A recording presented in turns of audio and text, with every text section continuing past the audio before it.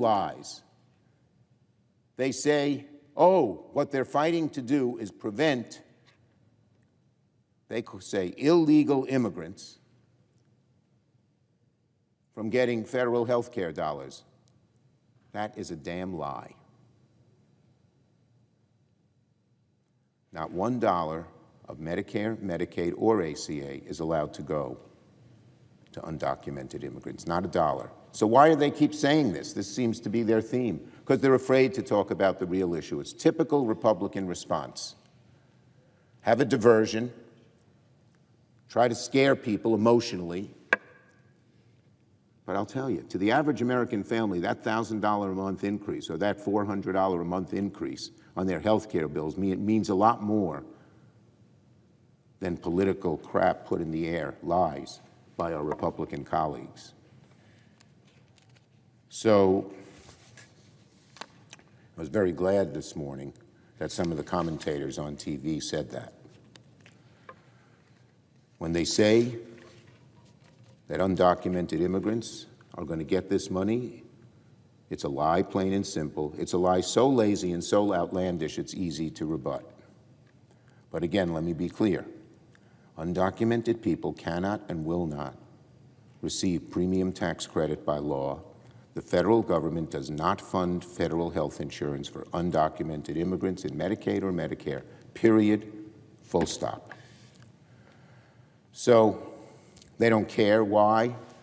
Because they know the American people are on our side, and they know they're going to get angrier and angrier starting today when they see these health care bills. Listen to this poll.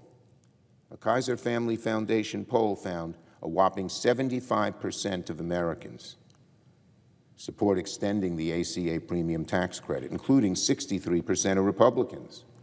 When our Republican Senate and House colleagues go around their communities, of course the House isn't even here this week, as I mentioned, they're going to hear it in the barbershops, in the restaurants, in the diners, and at the Little Leagues, and at the Veterans Halls, because it's so shocking people are going to be talking about it.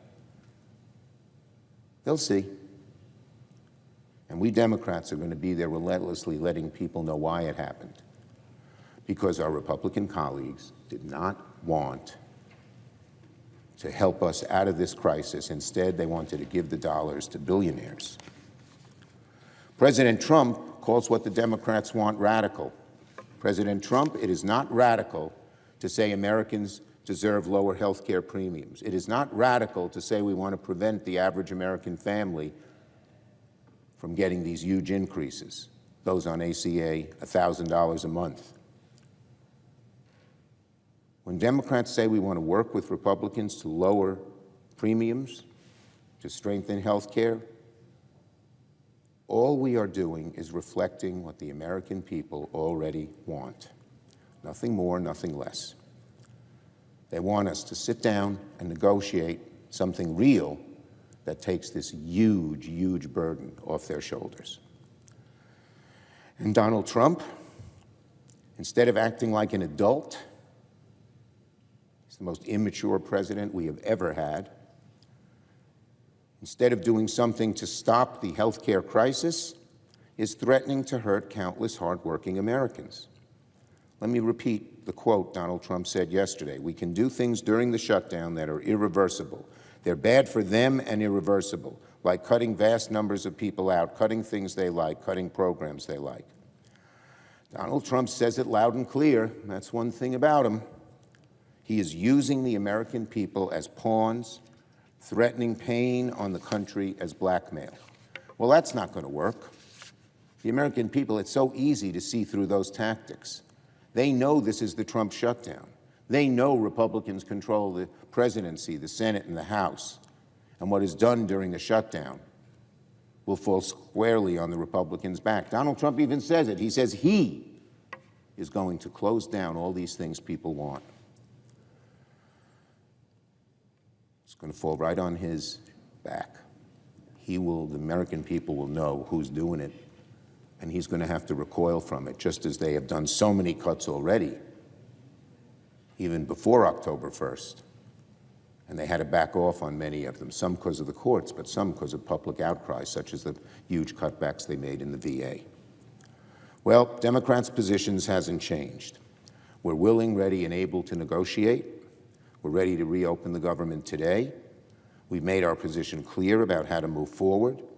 Surely, we can come together and agree we need to fix health care, and that needs to happen now, as people are getting these incredible increases. And within a few weeks, they're going to have to say what new health care, if they'll even keep their health care or have to cut it back or do something else that hurts them because they don't have the money. If Republicans work with us and fix America's health care crisis, the shutdown could go away very quickly. And that's what Democrats want, to end this now, fix health care now.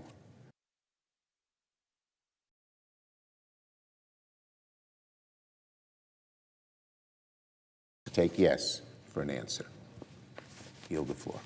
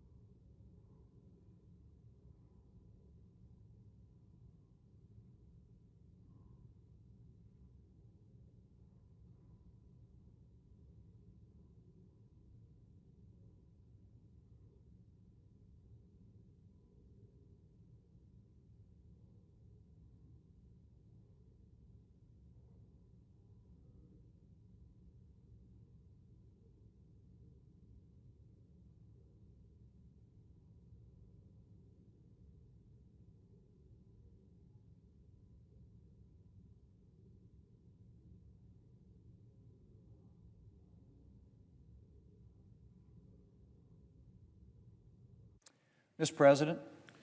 Republican leader. Thank you, Mr. President. Mr. President, here we are. Democrats have bowed to the far left and they've shut down the federal government. As of this morning, critical federal employees, including members of the military, Border Patrol agents, and air traffic controllers, are working without pay. And a number of government services are unavailable or at risk. Mr. President, Democrats are well aware of the damage of a government shutdown. We've heard it from them time and time again.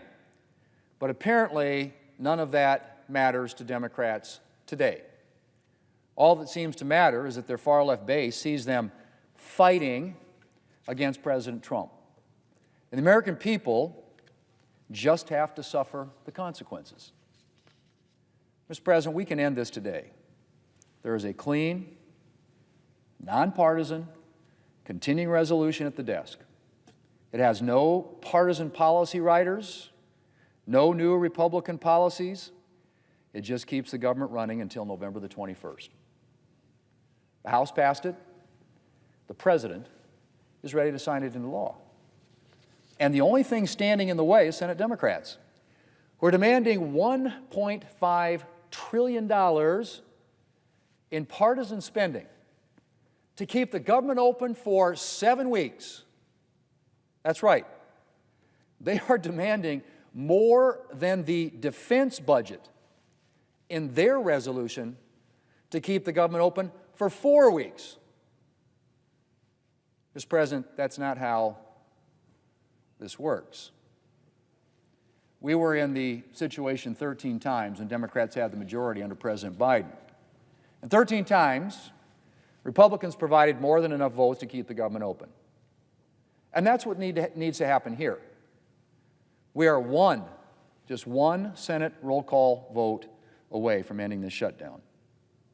We need a handful of Democrats to join Republicans to reopen the government. And once we do that, then we can talk about the issues that Democrats are raising. But we're not going to engage in bipartisan discussions while Democrats are holding the federal government hostage to their partisan demands. Mr. President, this Democrat shutdown is actually delaying progress on the issues that Democrats claim to be interested in. It's also delaying important work on appropriations bills. Now, I've said throughout this year that my goal is to do appropriations through regular order which allows members of both parties to give voice to their priorities and to help shape appropriations bills. And we've made good progress already this year. Thanks to the work of Chair Collins and the Appropriations Committee, we've passed 3 bipartisan bills before the August recess for the first time since 2018. And there are a number of additional bills ready for floor consideration. But that work is now delayed because we have to deal with the Democrat shutdown mess. Mr. President, how long this shutdown lasts depends entirely on Democrats. Republicans are united around a clean, nonpartisan funding extension. A few Democrats joined us last night and voted to keep the government open. They'll have another opportunity to vote today. And I hope more of our Democrat colleagues will agree to end this shutdown. Real people are suffering right now because of Democrats' temper tantrum. And it needs to stop. Mr. President, I want to close with this. In 2019, in the midst of another shutdown, the Democrat leader urged reopening the government before negotiating on the one point of disagreement. He said then, and I quote, "Why must we hold millions of Americans who depend on the services of these agencies that are closed, hundreds of thousands of workers who get paid by these agencies, why must we hold them hostage? Why must a temper tantrum determine how we vote and what happens in this government? Everyone can shut down the government on anything, any leader, any president. It is not the way to do things." End quote. Well, Mr. President, I hope that the Democrat leader will heed his own words. Democrats need to reopen the government, and we need to get back to work for the American people. Mr. President, I yield the floor, and I suggest the absence of a quorum. Clerk will call the roll. Ms. Alsor-Brooks.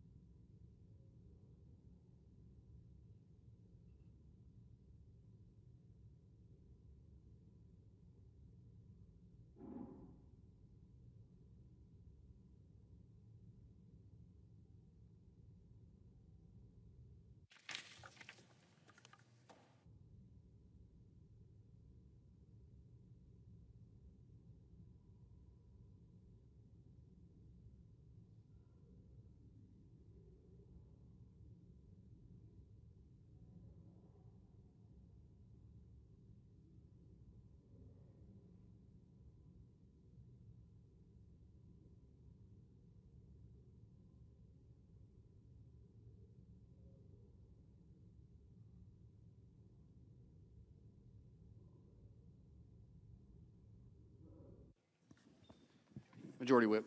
Thank you, Mr. President. I ask unanimous consent that the quorum call be vitiated. Without objection. Thank you, Mr. President. Well, Senate Democrats have now dragged us into the Schumer shutdown. When I say us, I mean all of us as Americans. Didn't have to happen. And then it certainly doesn't need to continue. Americans are overwhelmingly against the shutdown of our government. New polling from the New York Times and Siena just came out, and the polling proves it. Here's the key finding. 2 out of 3 Americans believe that Democrats should not shut down the government, even if they don't get their $1 trillion ransom fee paid, which, of course, they won't. Only 47% of the Democrats support a shutdown. That's not even a majority of Democrats. Senate Democrats are on the wrong side of Republicans, they're on the wrong side of independents, and they're on the wrong side of their own party. There is only one good option to reopen the government, and that option is a bipartisan, clean, continuing resolution that we will vote on this morning. The House already passed it with bipartisan support. President Trump is ready to sign it. Senate Republicans voted yesterday in an attempt to pass it. It failed yesterday, and we're going to offer it again today. All it takes to reopen the government is cooperation from just 5 more Senate Democrats. We picked up 3 Democrats last night, so there are clearly cracks on their side of the aisle and movement towards our side. That will continue. We are ready to vote for it again and again and again to make sure we can reopen the government for the American people. And there is bipartisan, broad bipartisan support to open the government. That's what the New York Times revealed, and that's what the vote revealed last evening. 5 more Democrats join us today. The shutdown is over. Because remember, it takes 60 votes in the Senate to get something like this passed and accomplished. And all we're asking is to reopen the government for the next 7 weeks. Democrats supported these same funding levels before. Now they claim the levels aren't good enough. Democrats are now demanding $1.5 trillion in new spending for just reopening the government for 4 short weeks.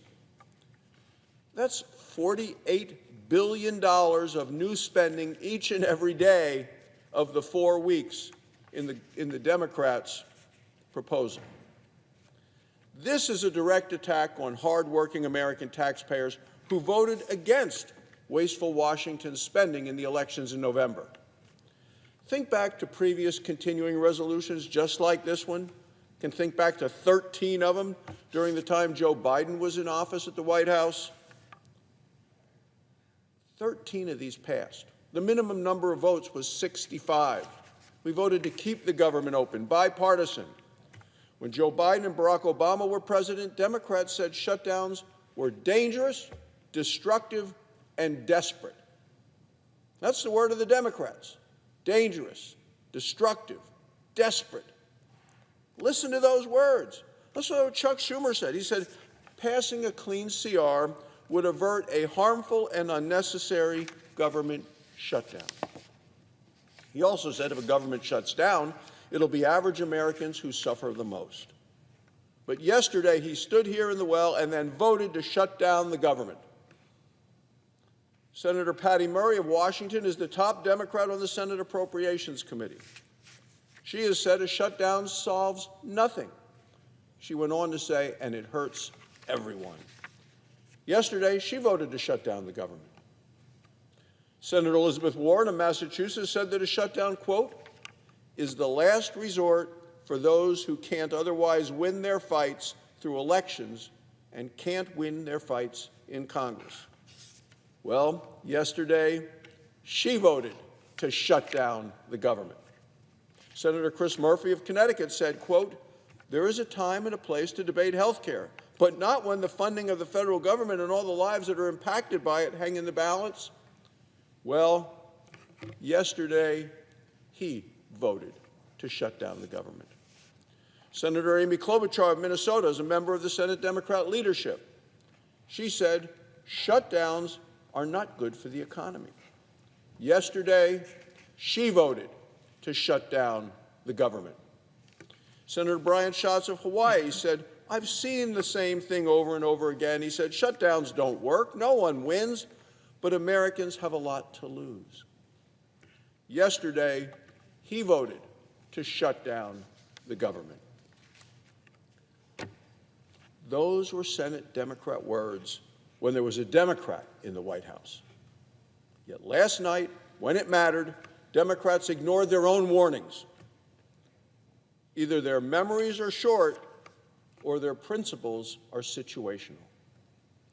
The costs they describe are now a reality. Border Patrol agents are showing up to work. They're not getting paid. The Border Patrol Union warns that shutdowns threaten their capacity to maintain the most secure border in our nation's history. Veterans' health care is going to be impacted.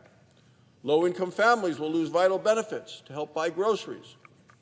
Republicans are committed to reopening the government with a clean, continuing resolution. That will allow us to finish the appropriations process the right way. Mr. President, when he was Majority Leader, Senator Schumer broke that process, the appropriations process. Last year, the Senate Appropriations Committee passed, the committee, not Chuck Schumer, but that committee passed 11 of 12 appropriations bills, many of them unanimous, always bipartisan. And what happened? Senator Schumer let each and every one of them rot and die in his Senate desk drawer. He shut down the appropriations process, and now he wants to shut down the government.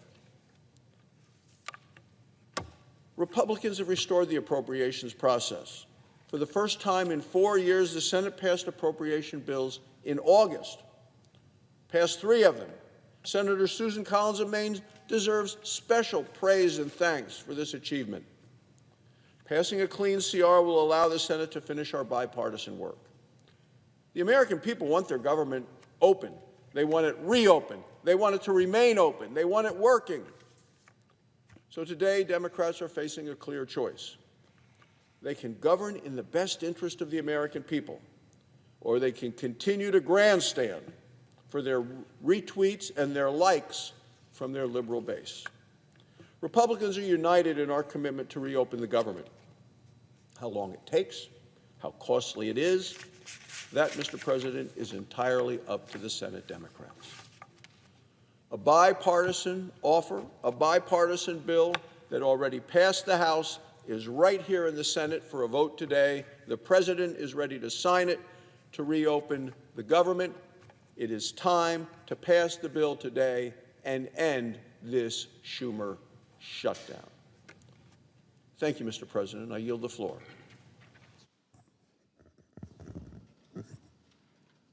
Mr. President, I ask unanimous consent to waive the mandatory quorum calls with respect to calendar number 167, S2882, calendar 168, H.R. 5371.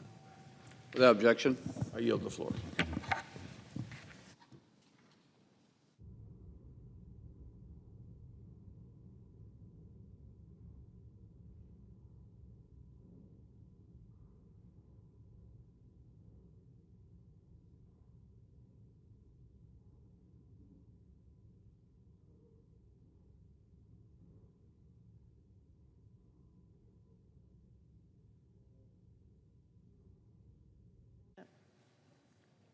Senator from Washington.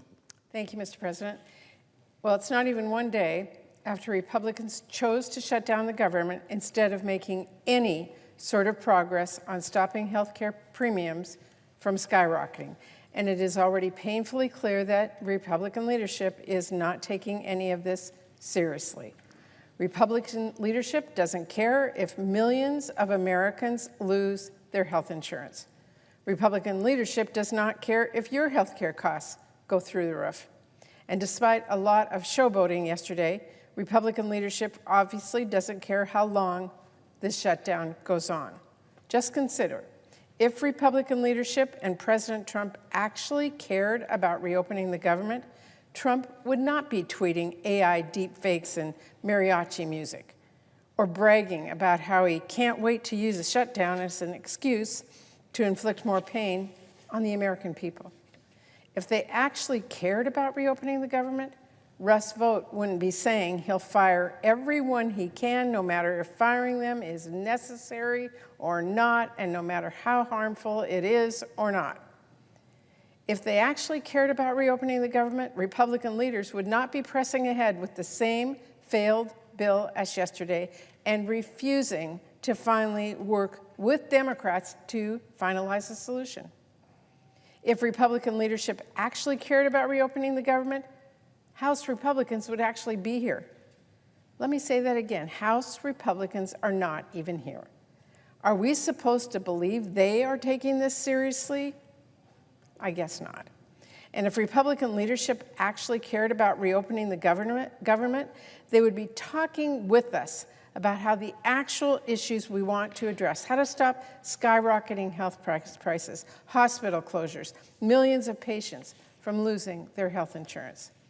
Instead, they are screaming illegal immigration and telling bold-faced lies about Democrats' proposal to try and talk about anything but health care. That really gives away the game Republican leaders are playing with the American people, doesn't it?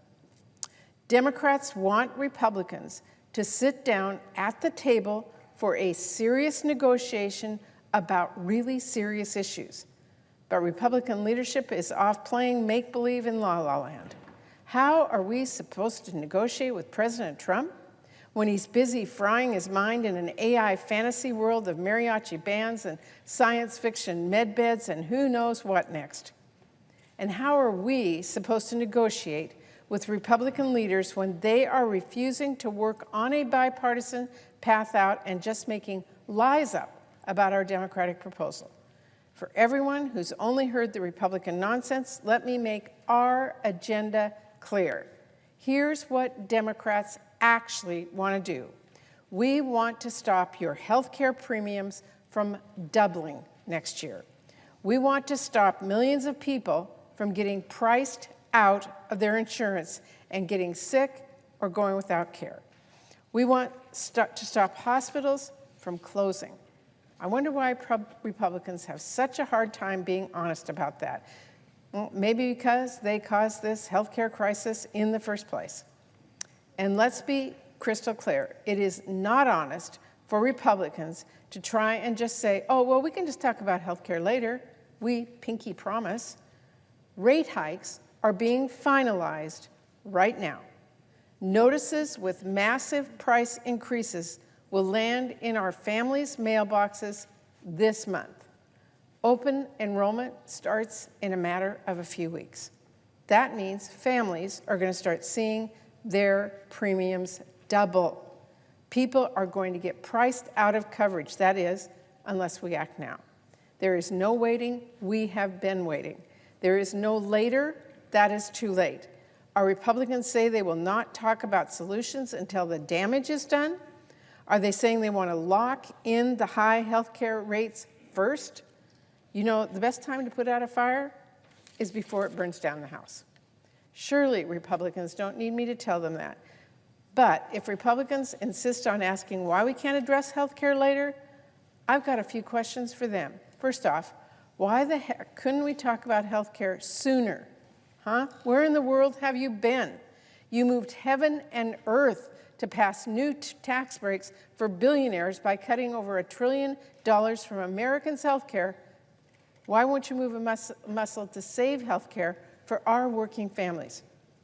I mean, my goodness, why is it not until there is a shutdown Republican leaders will even say we can at least talk about health care? Oh, but not yet. And if a shutdown is the first time Republican leaders will even acknowledge, in the slightest whisper, the looming healthcare crisis, why should we trust for 1 second you'll keep your word later? Republicans have been choosing to ignore this healthcare crisis for months, and now they face another choice. How much longer are they going to insist on this partisan path? How much longer are they going to stick their heads in the sand?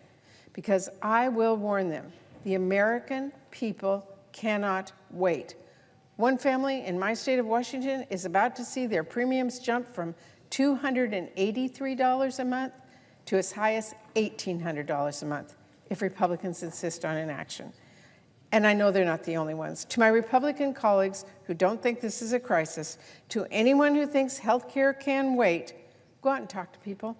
Talk to insurance companies in your states, or doctors, or hospitals, or patients, and then come to the table and talk with us. We are here. We are ready to work on real solutions to address this healthcare crisis and reopen the government. I've been at the table the whole time. I am here. I am ready. I am willing to work out a real solution to get this done. Thank you, Mr. President. I yield the floor.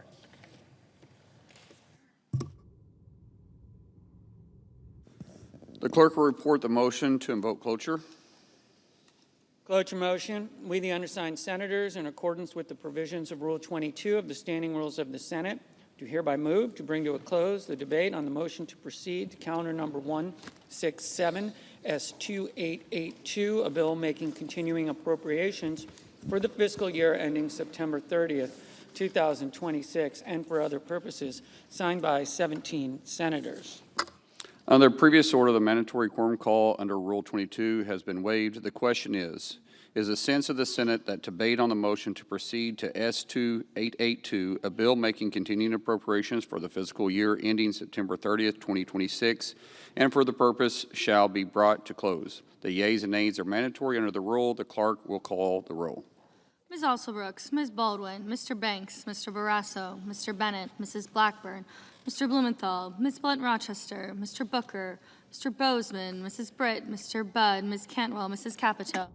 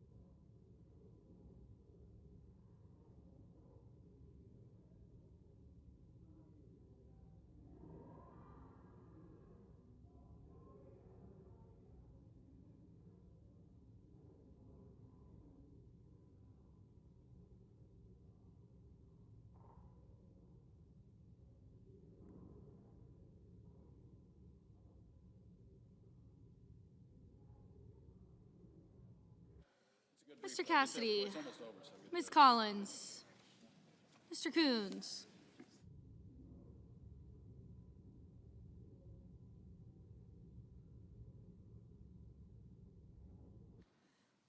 Mr. Cornyn, Ms. Cortez Masto, Mr. Cotton, Mr. Kramer, Mr. Crapo, Mr. Cruz, Mr. Curtis, Mr. Daines, Ms. Duckworth, Mr. Durbin, Ms. Ernst, Mr. Fetterman, Mrs. Fisher, Mr. Gallego, Mrs. Gillibrand, Mr. Graham,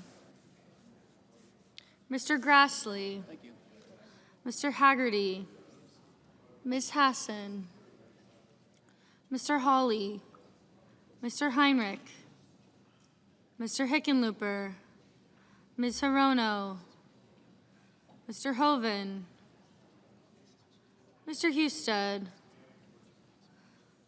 Mrs. Hyde-Smith, Mr. Johnson, Mr. Justice.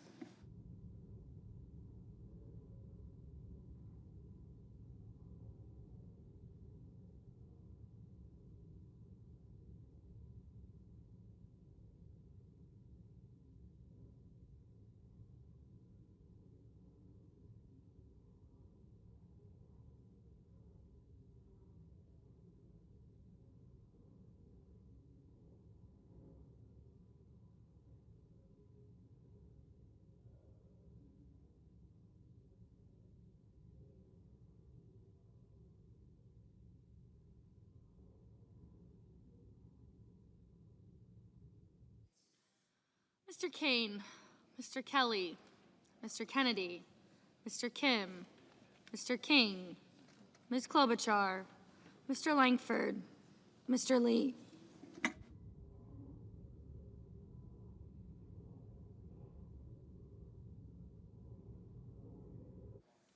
Mr. Lujan, Ms. Lummis.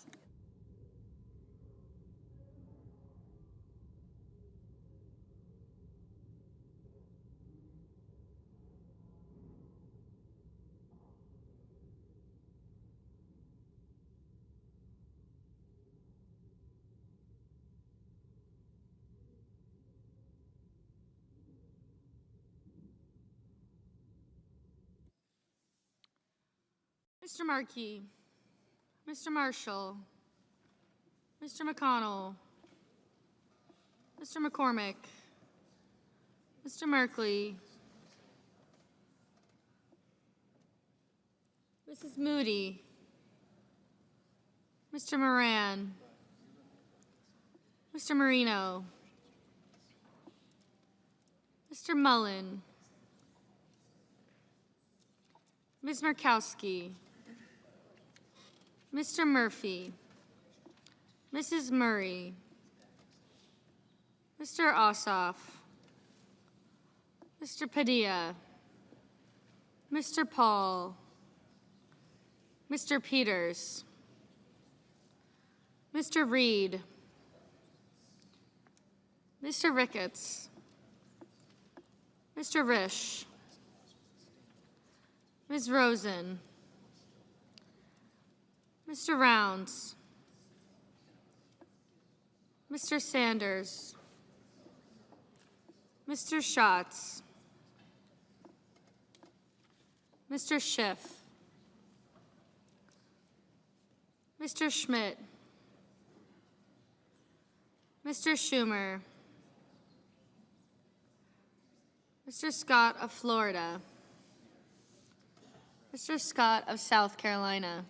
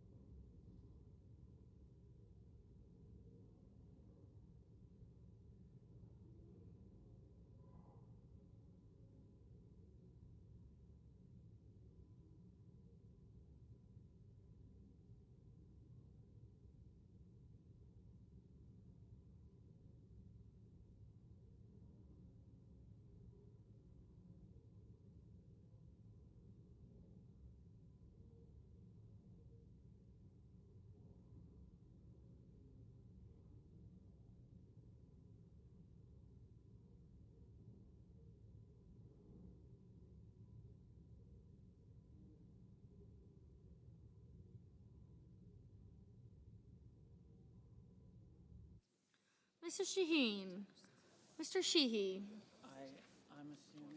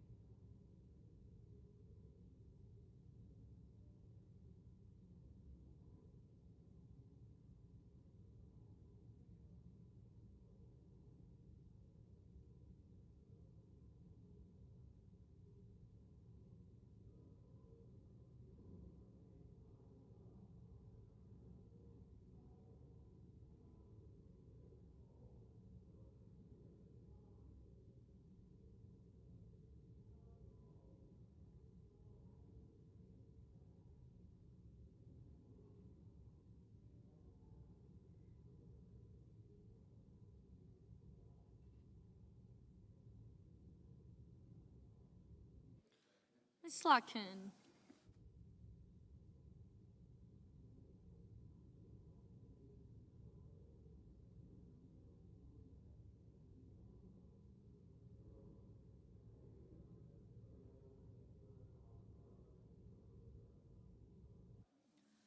Ms. Smith. Mr. Sullivan. Mr. Thune. Mr. Tillis. Mr. Tuberville. Mr. Van Hollen. Mr. Warner. Mr. Warnock. Ms. Warren. Mr. Welch. Mr. Whitehouse. Mr. Wicker. Mr. Wyden. Mr. Young.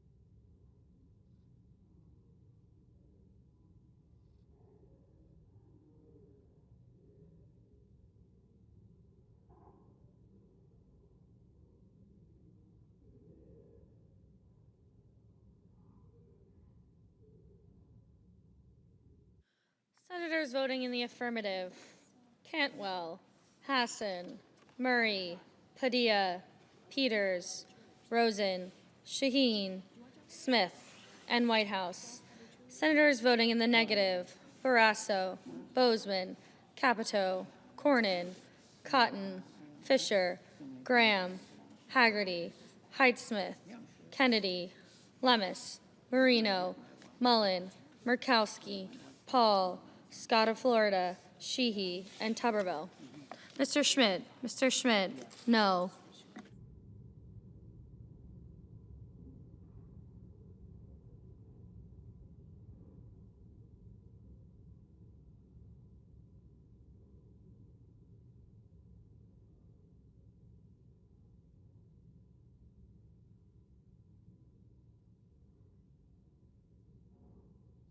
Mr. Merkley. Mr. Merkley, aye.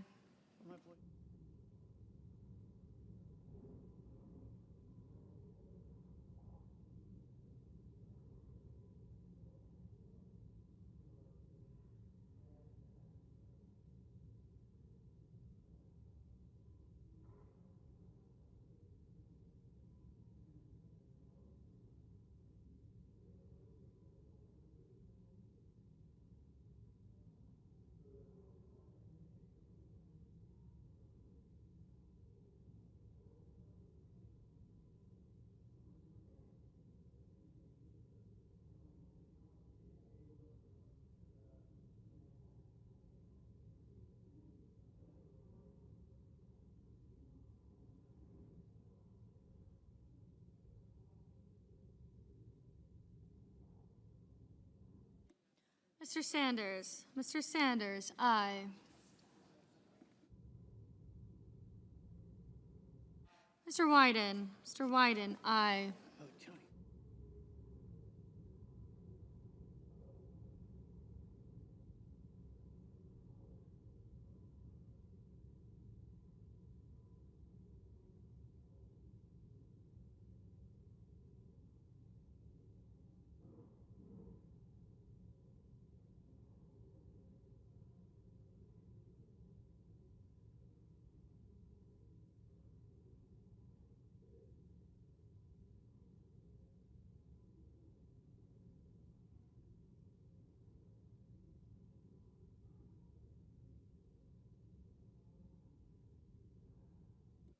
Mr. Langford. Mr. Langford, no. Mr. Durbin. Mr. Durbin, aye.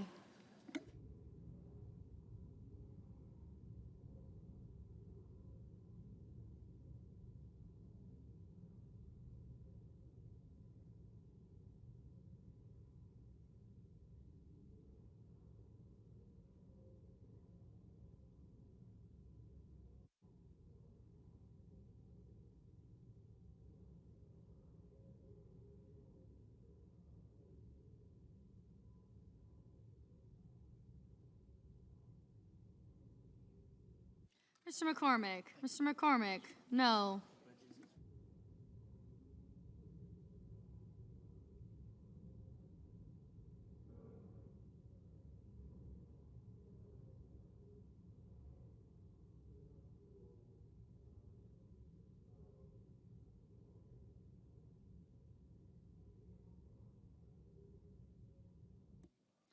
Mr. Husted. Mr. Husted, no.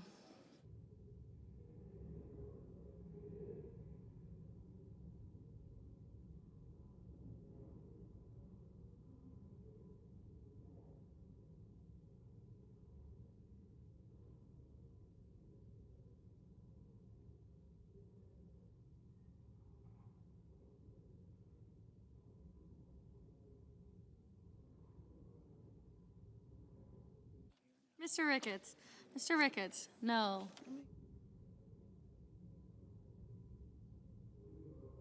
Mr. Curtis. Mr. Curtis, no.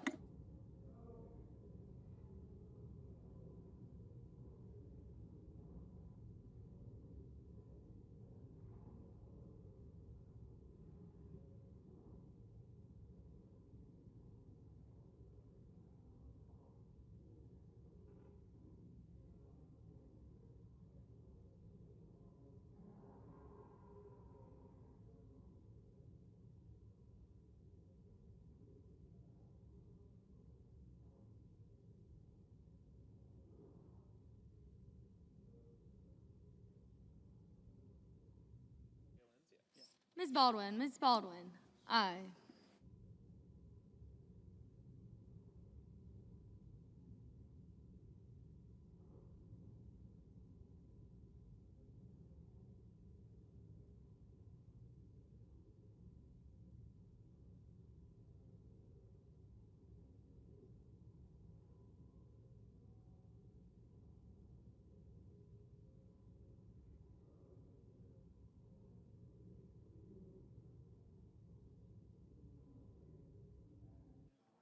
Mr. Tillis. Mr. Tillis, no.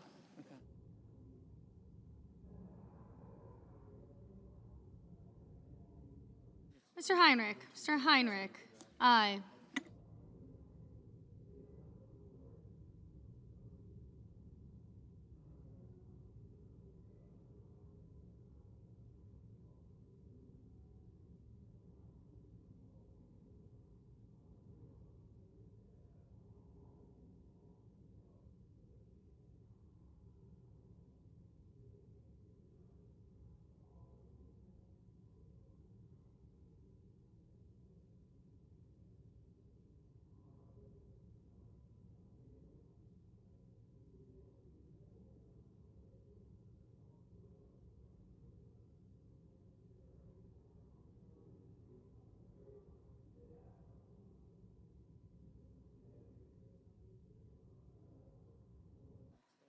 Mr. Risch. Mr. Risch, no.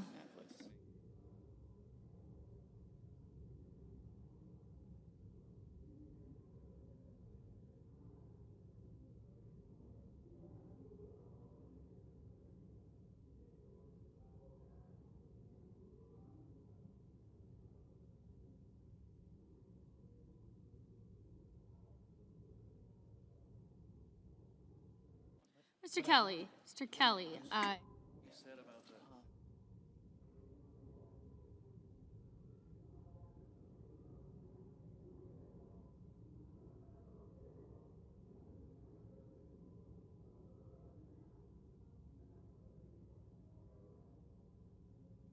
Mr. Warnock. Mr. Warnock, aye.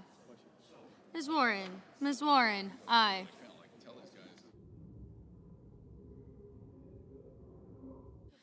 Mr. Wicker, Mr. Wicker, no.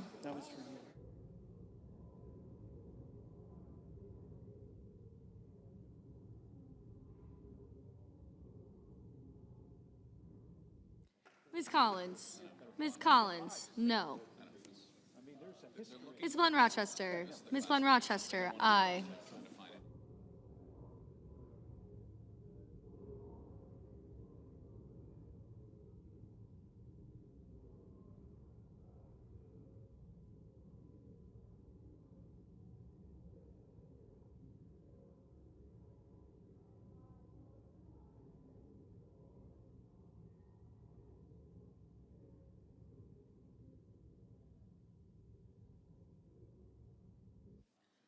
Mr. Murphy, aye.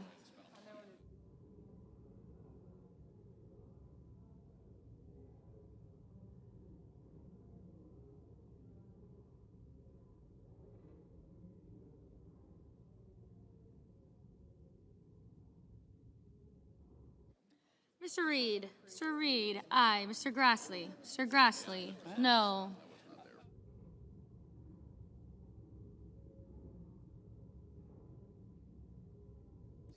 Mr. Lujan, aye.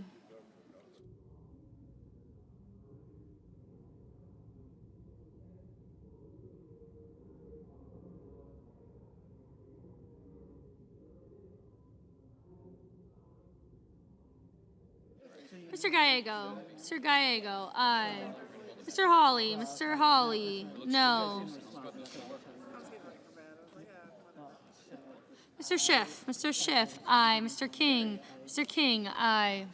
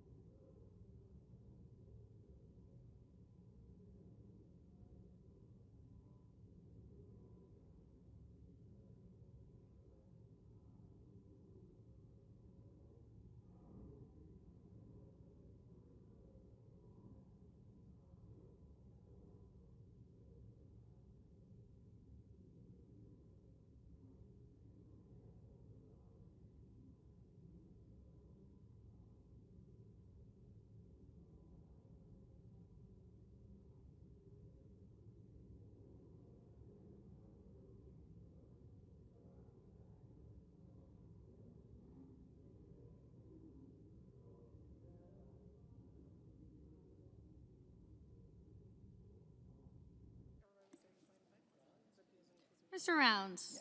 Rounds, no. Mrs. Blackburn, no. Mr. Schatz, aye. Mrs. Britt, no.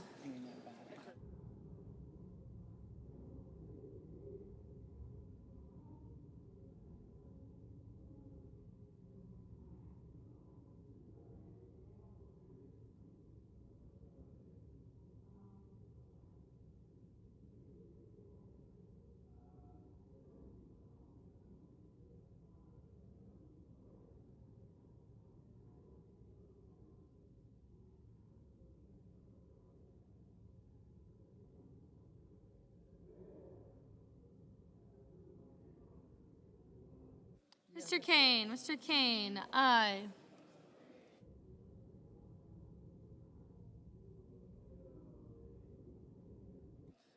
Mr. Cruz, no. Mr. Johnson, no.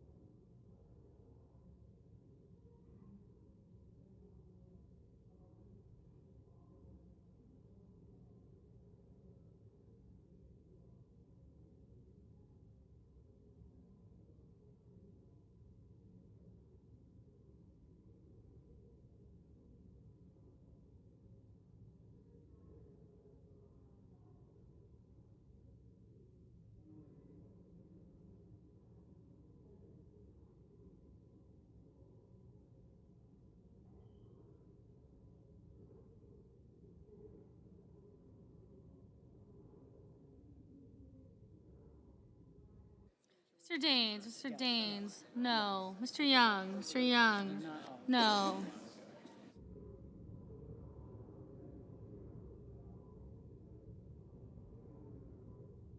Mr. Banks, no. Mr. Marshall, no.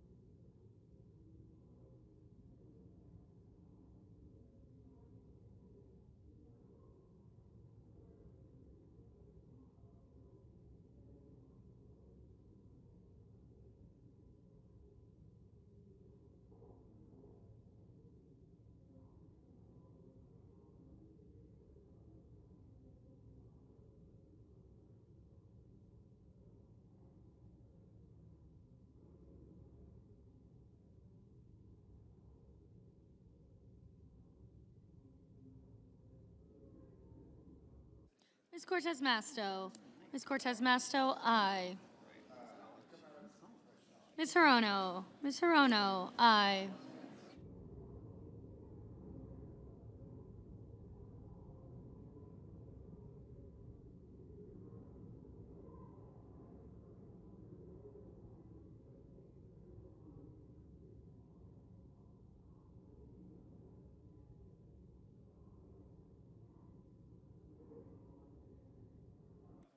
Mr. Crapo, no. Mrs. Moody, no.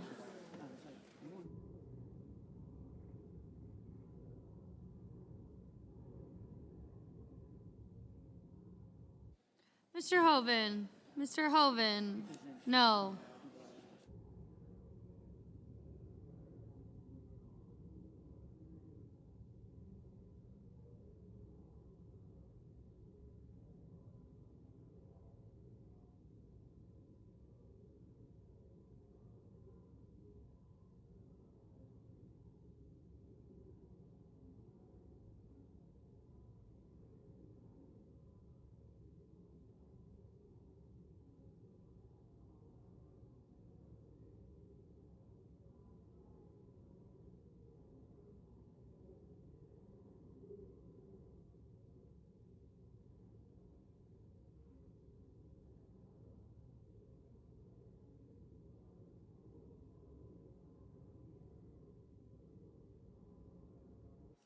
Mr. Kim, aye.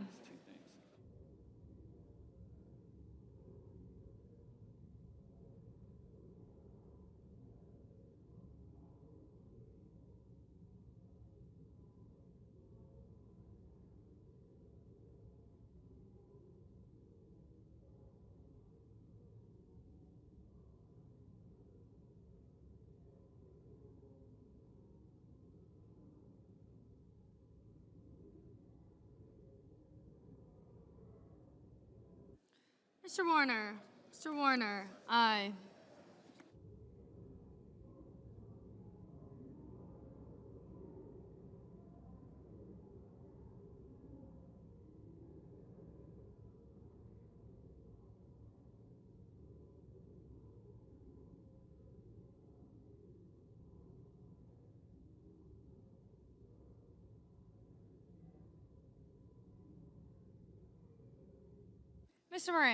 Mr. Moran, no.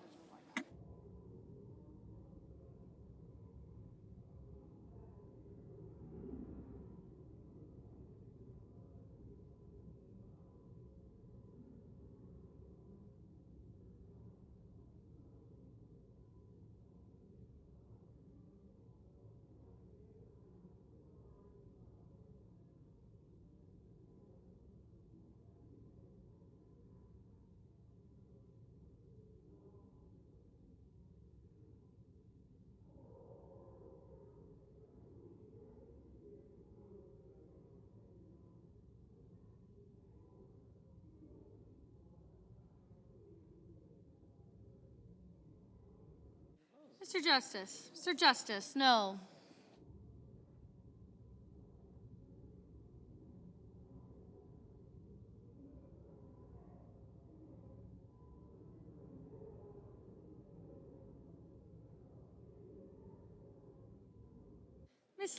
Ms. Slotkin, aye.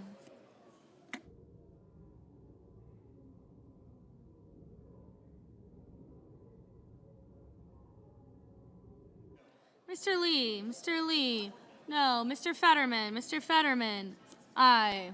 Mr. Cassidy, no. Mr. Ossoff, aye. Mr. Hickenlooper, aye. Mr. Budd, no.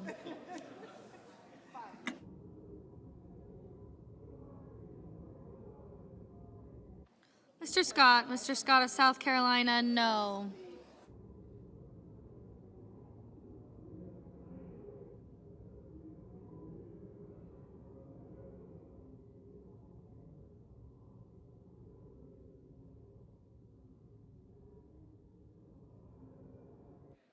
Mr. Van Hollen, aye.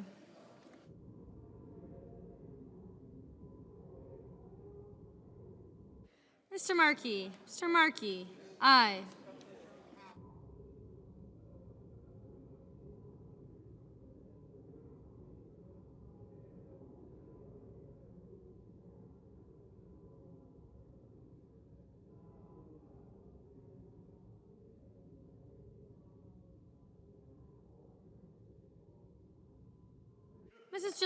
Mrs. Gillibrand, aye.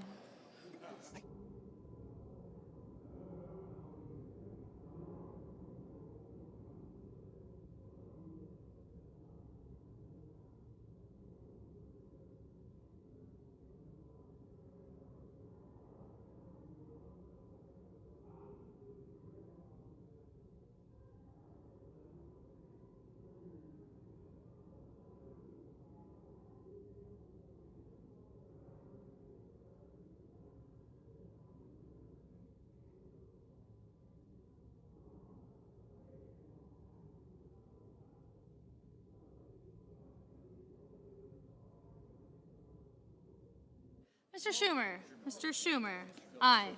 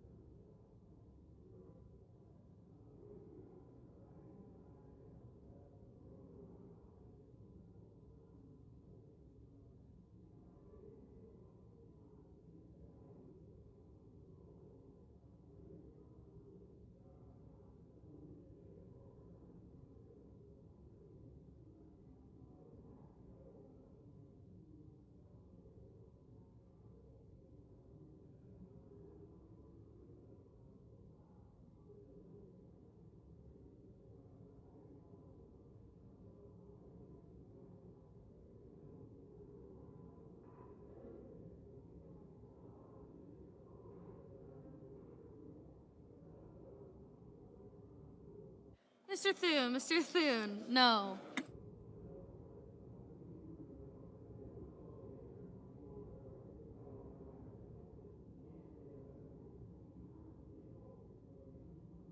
Ms. Alsobrooks, aye. Mr. Blumenthal, aye. Mr. Sullivan, no.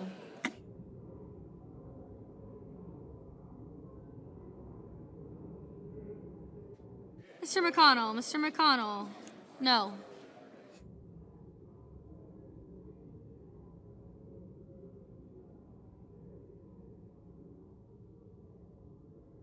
Mr. Booker, aye. Mr. Coons, aye. Ms. Klobuchar, aye.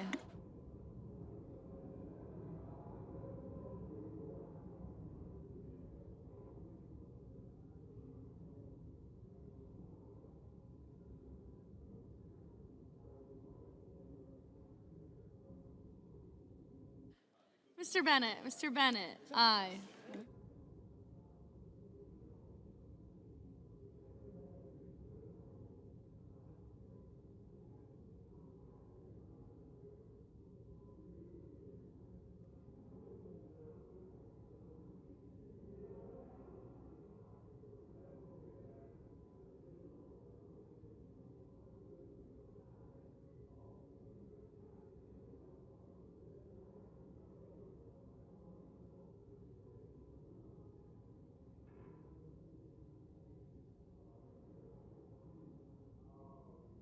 Ms. Duckworth. Ms. Duckworth. Aye.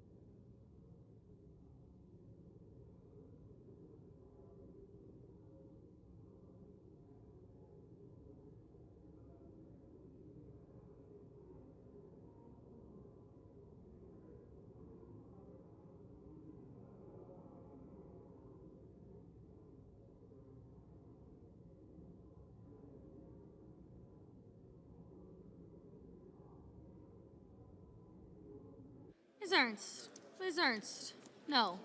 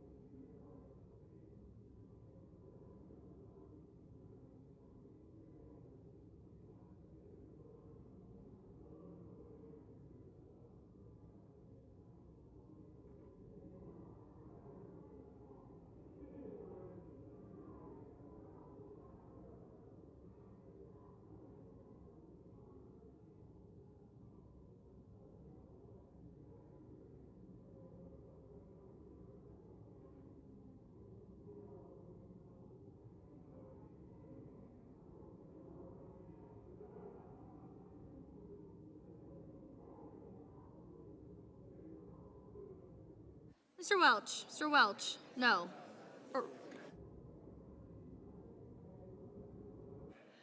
Mr. Welch. Mr. Welch. Aye. Looking out for you. Looking out for you. Looking out.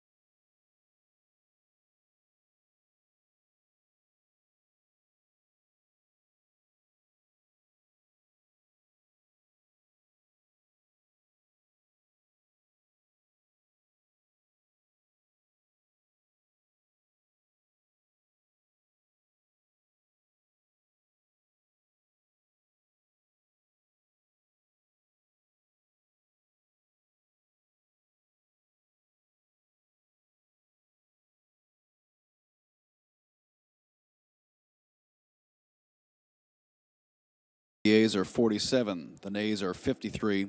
3/5 of the senators duly chosen and sworn not having voted in the affirmative. The motion is not agreed to.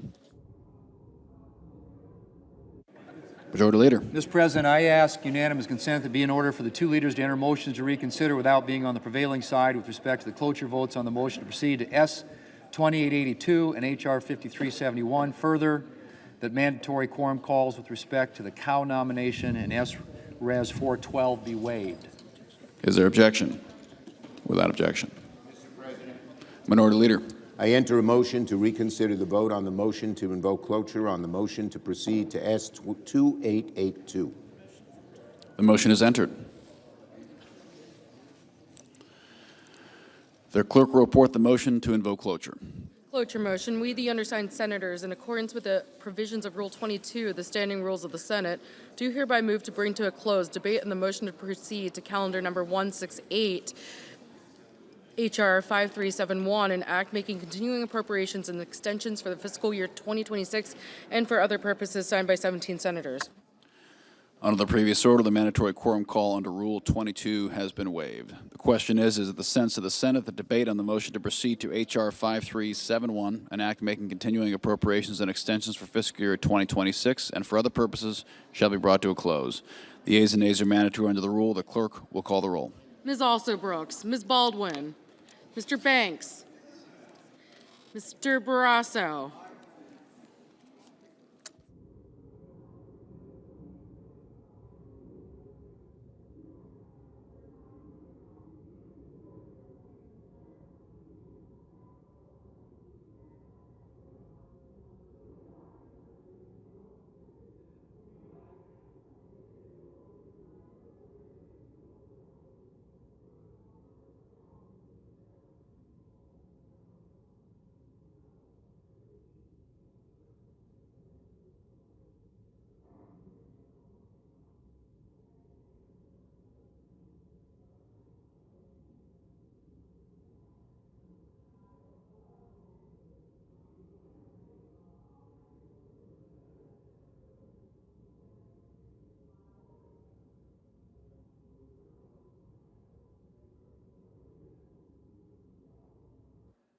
Mr. Bennett, Mrs. Blackburn, Mr. Blumenthal,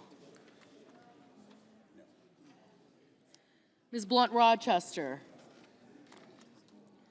Mr. Booker, Mr. Bozeman, Mrs. Britt, Mr. Budd, Ms. Cantwell,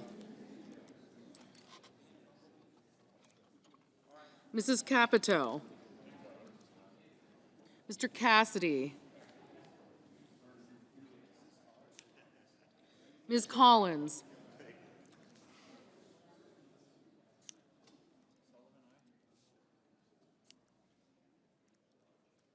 Mr. Coons, Mr. Cornyn, Ms. Cortez Masto, Mr. Cotton,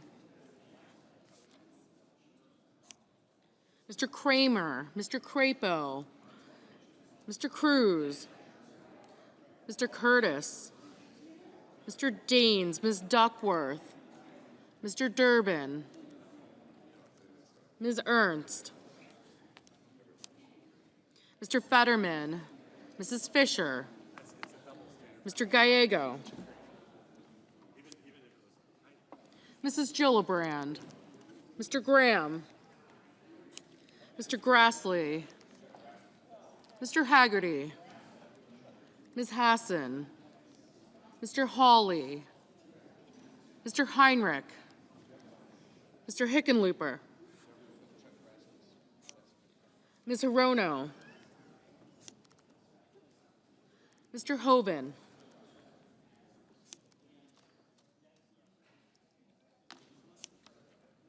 Mr. Husted, Mrs. Height-Smith,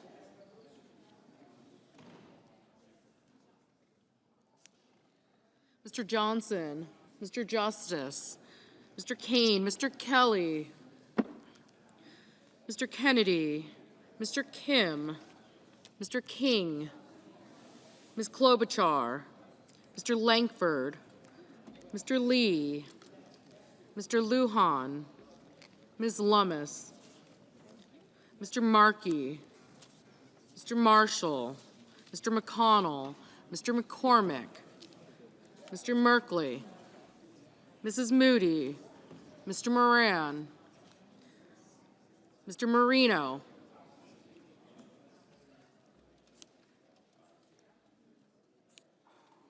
Mr. Mullen, Ms. Murkowski,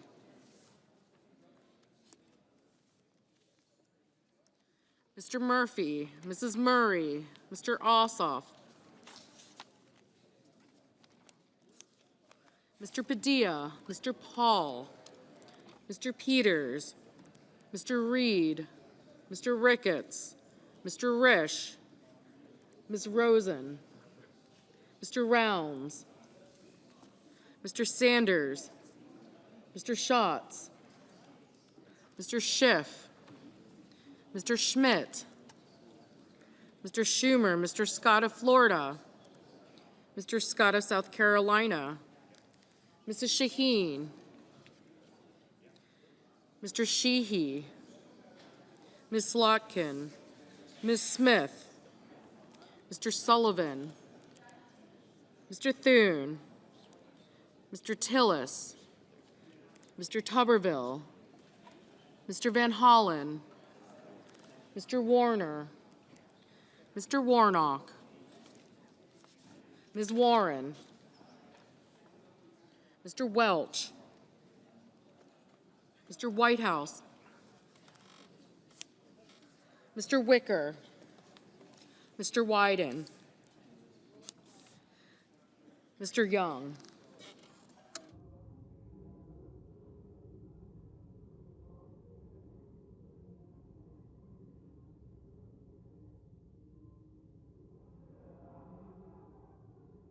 Senators voting in the affirmative: Barrasso, Britt, Budd, Cornyn, Cortez Masto, Cotton, Kramer, Daines, Ernst, Fetterman, Graham, Grassley, Johnson, Justice, Kennedy, King, Lankford, Marshall, McConnell, Moody, Marino, Mullen, Scott of South Carolina, and Sullivan.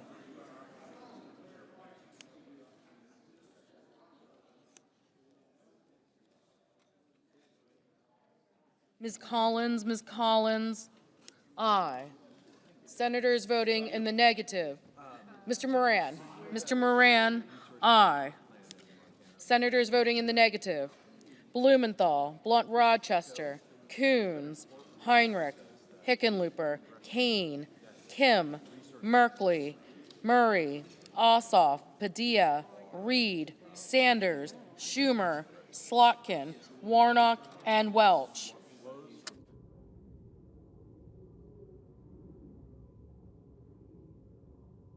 Mr. Hawley, aye. Mrs. Shaheen, no.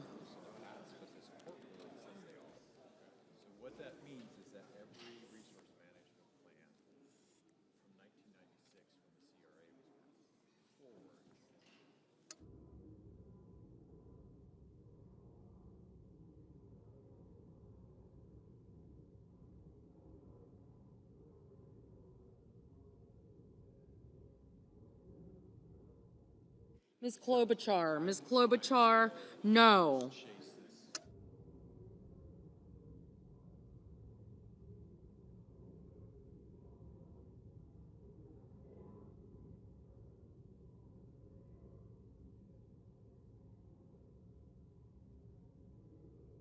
Ms. Murkowski, aye.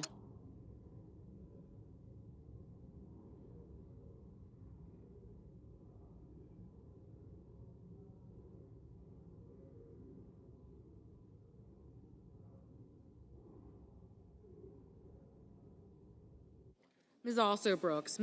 Brooks, no. Ms. Duckworth, no.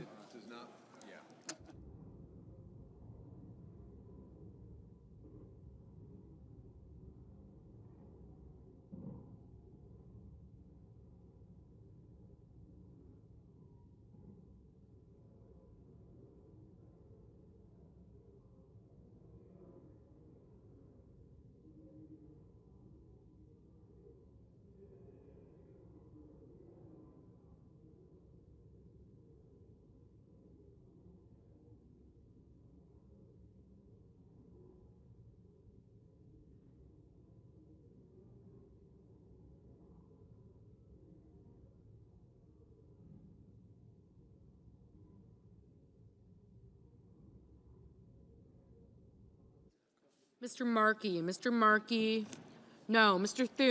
Thune, aye.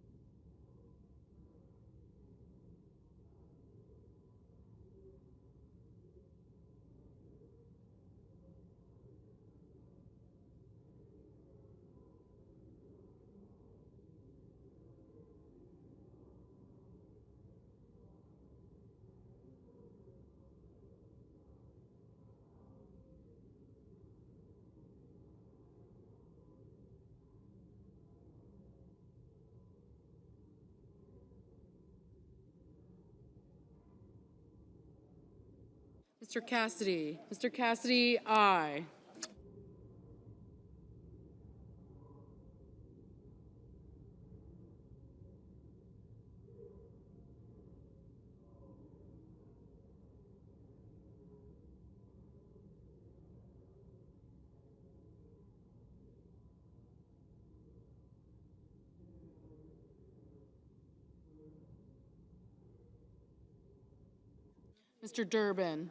Mr. Durbin, no.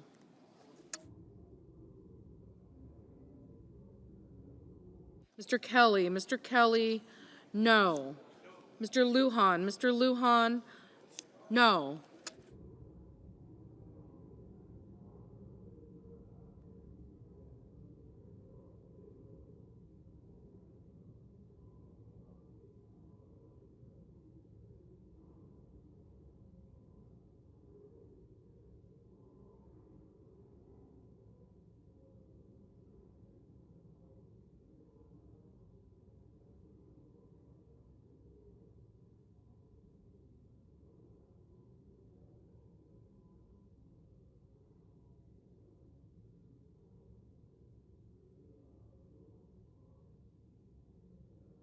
Ms.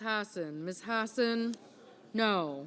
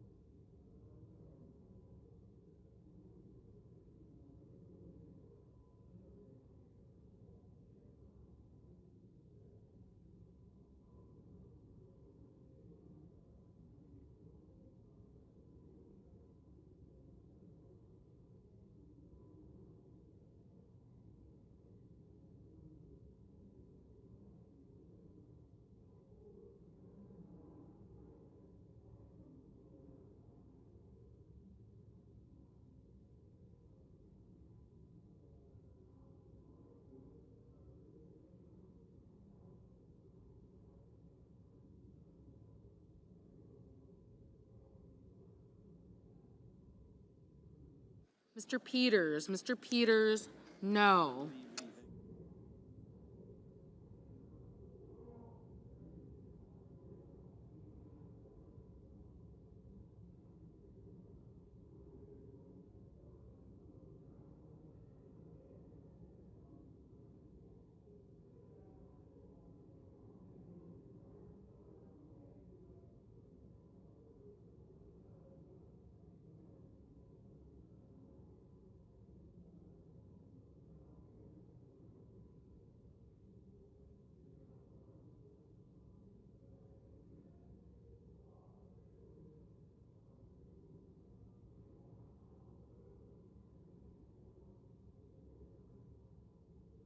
Ms. Cantwell, no.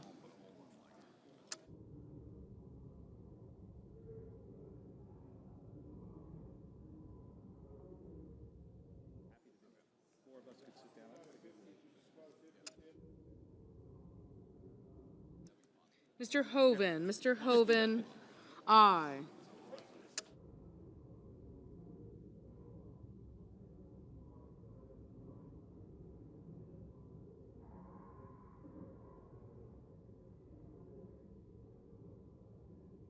Mr. Ricketts, Mr. Ricketts, aye.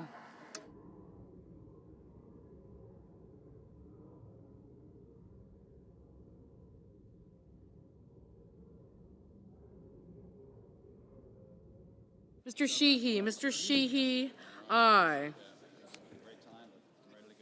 Mr. Schiff, no.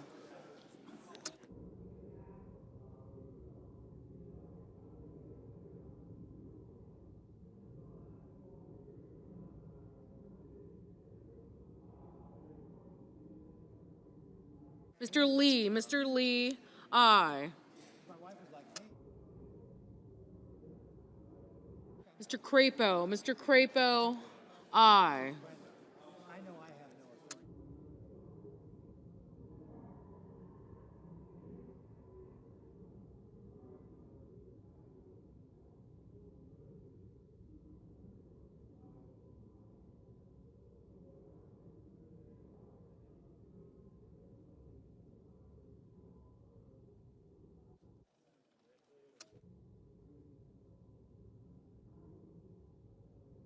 Mr. Bennett, no. Mr. Tuberville, aye. Ms. Warren, no.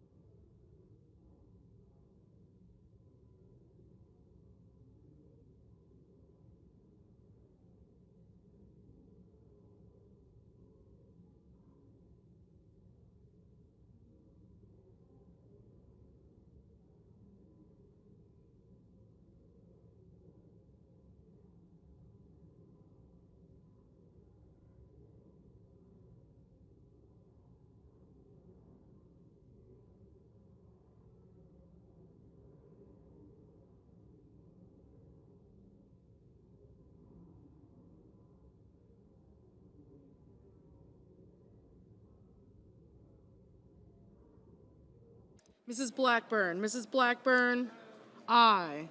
Mr. Bozeman, aye.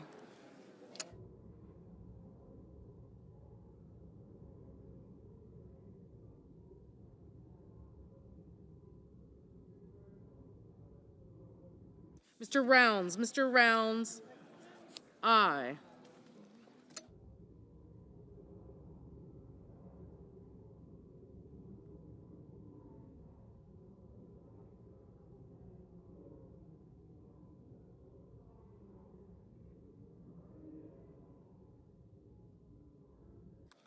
Mr. Haggerty, aye. Ms. Baldwin, no.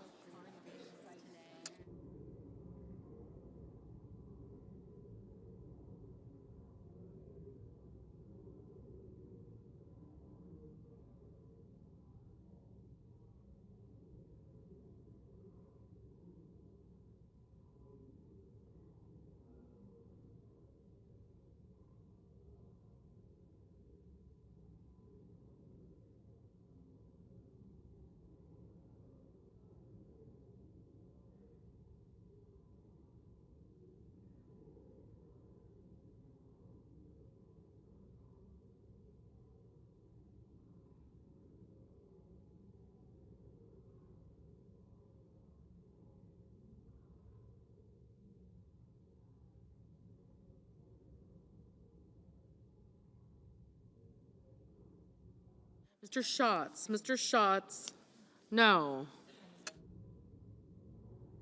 Mr. Van Hollen. Mr. Van Hollen, no.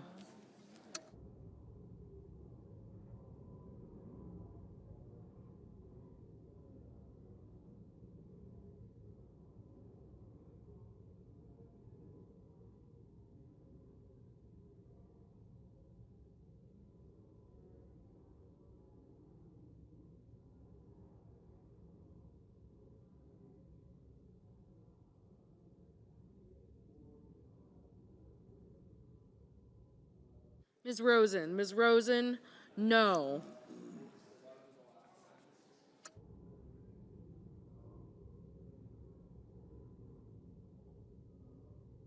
Mrs. Capito. Mrs. Capito, aye.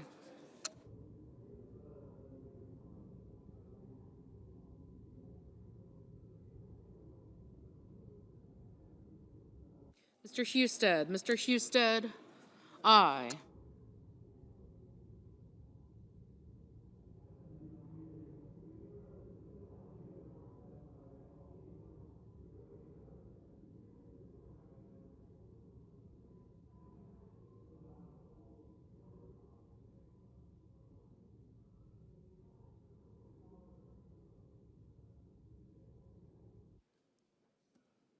Mr. Banks. Mr. Banks, aye.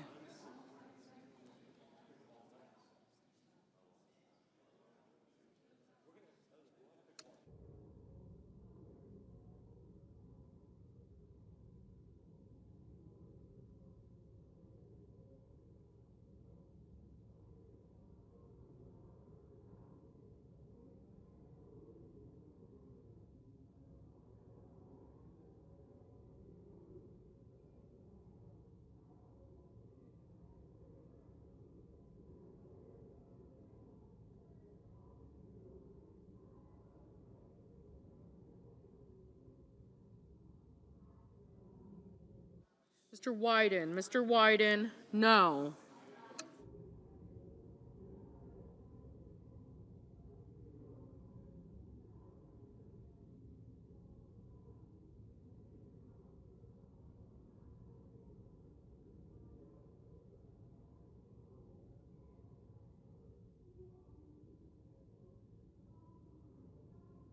Mr. Booker. Mr. Booker, no. Ms. Hirono. Ms. Hirono, no. Mr. McCormick. Mr. McCormick, aye. Mr. Curtis. Mr. Curtis, aye.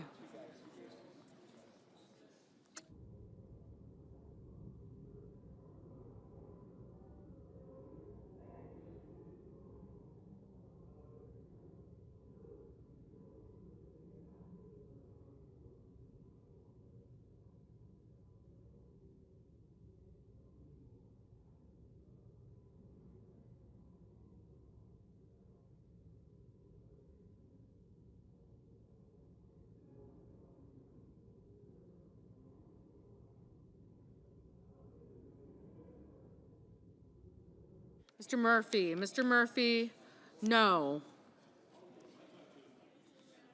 Mrs. Gillibrand. Mrs. Gillibrand, no.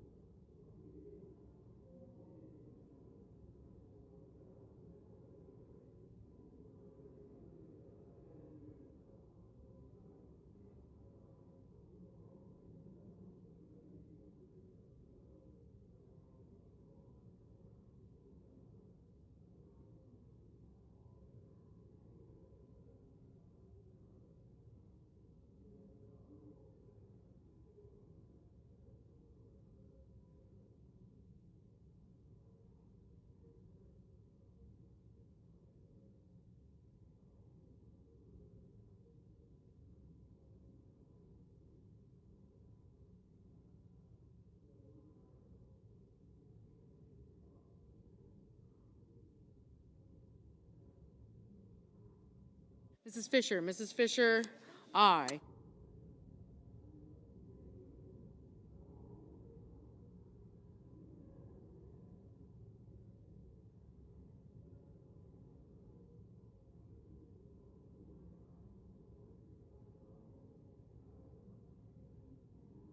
Ms. Smith. Ms. Smith, no. Mr. Schmidt. Mr. Schmidt, aye.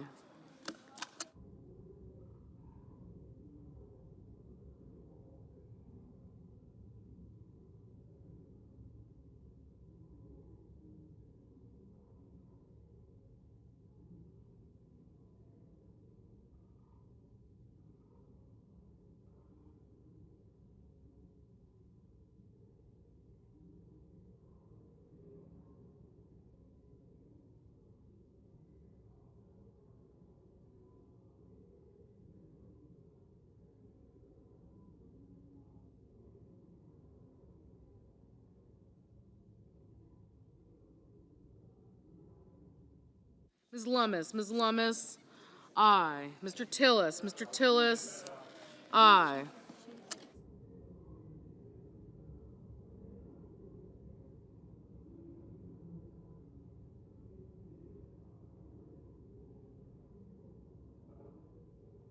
Mr. Gallego. Mr. Gallego, no.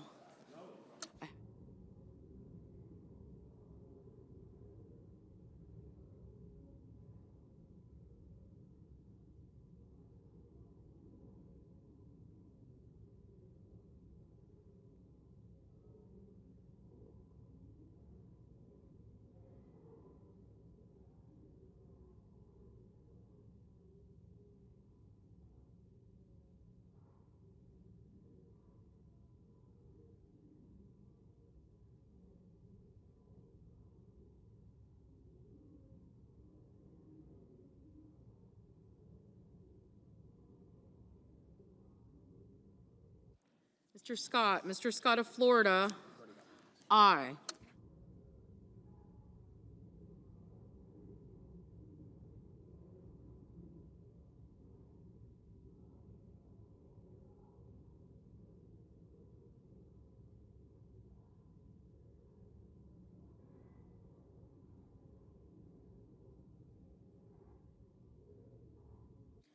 Mr. Whitehouse.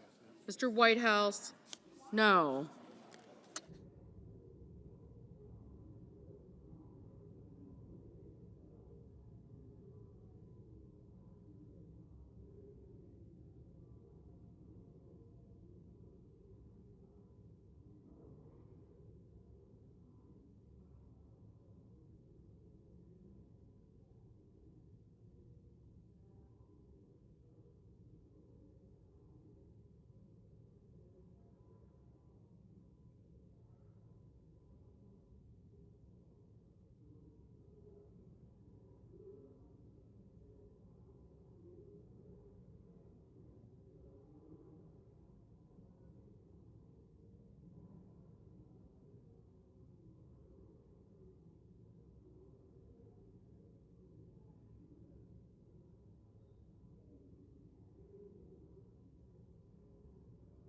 Mr. Risch. Mr. Risch, aye.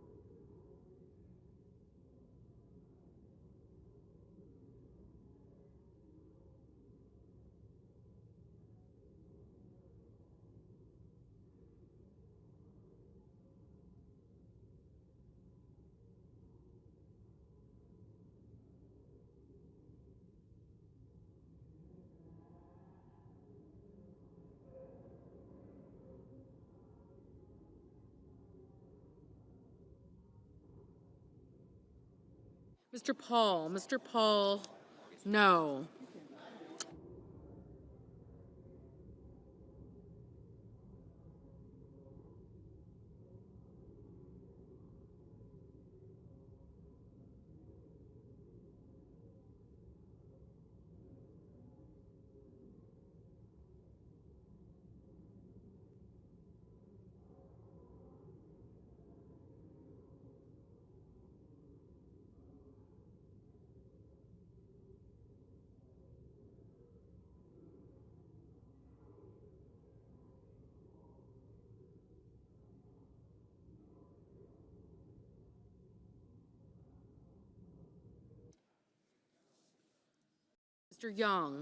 Mr. Young, aye.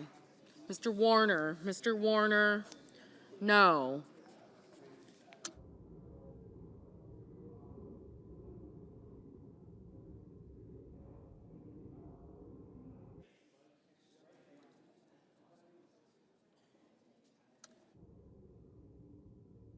Mr. Cruz, aye.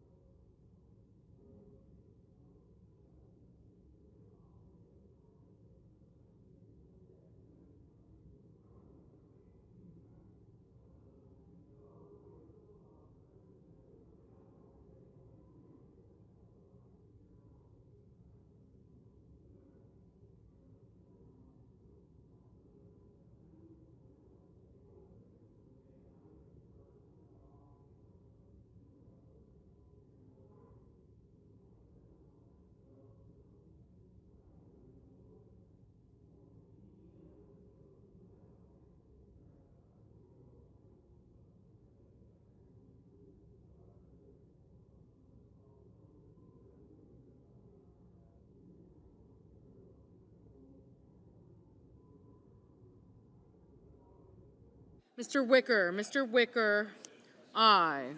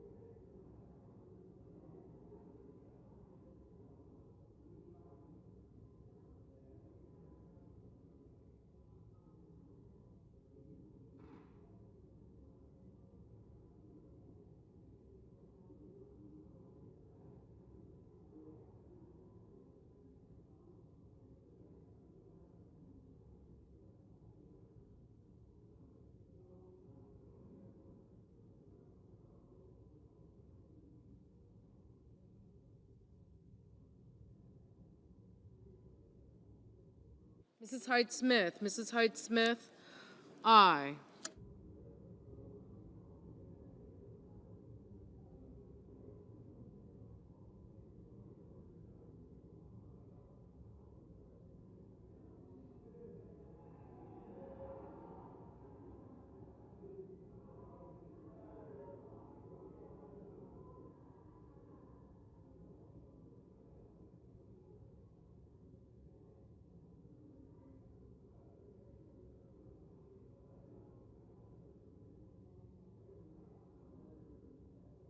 Hello, Lindsay. How are you?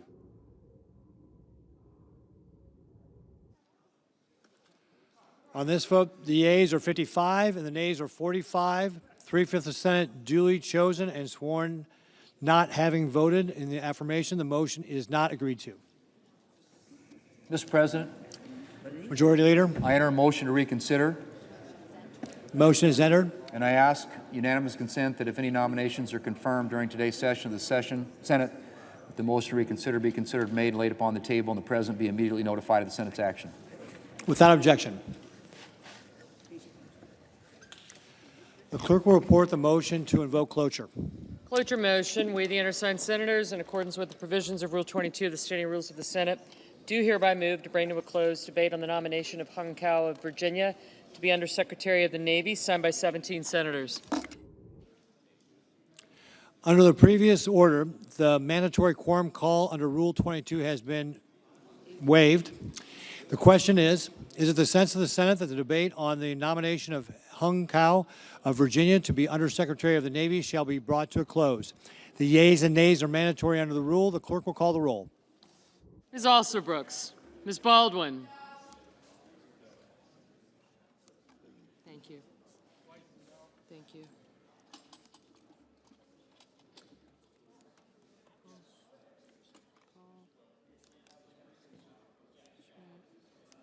I got you. I got you. Mr. Banks. I got you. Thank you.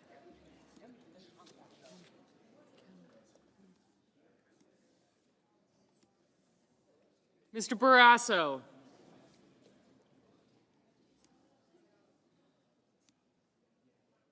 Thank you. I got Scott. I got him. Thank you. Yeah, he didn't see me. Mr. Bennett, Mrs. Blackburn. Mr. Blumenthal. Ms. Blunt Rochester. Mr. Booker. Mr. Bozeman. I got him. No, not yet. Yeah, he did. Mrs. Britt. Mr. Budd.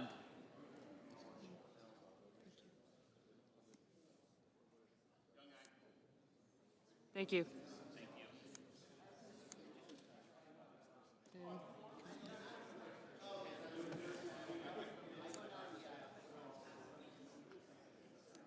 Thank you.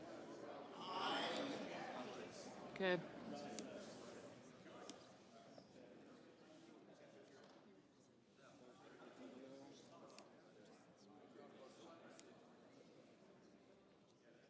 Mr. Budd. Ms. Cantwell. Mrs. Capito. Okay. Mr. Cassidy. Thanks. Ms. Collins. Mr. Coons.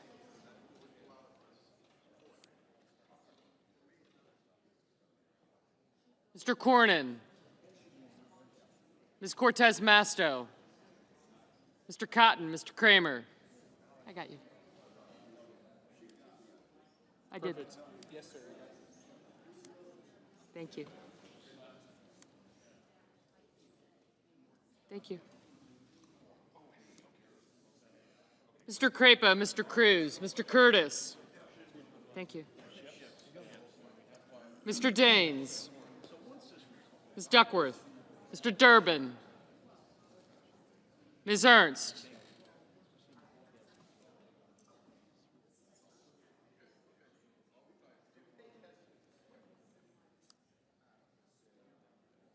Mr. Fetterman.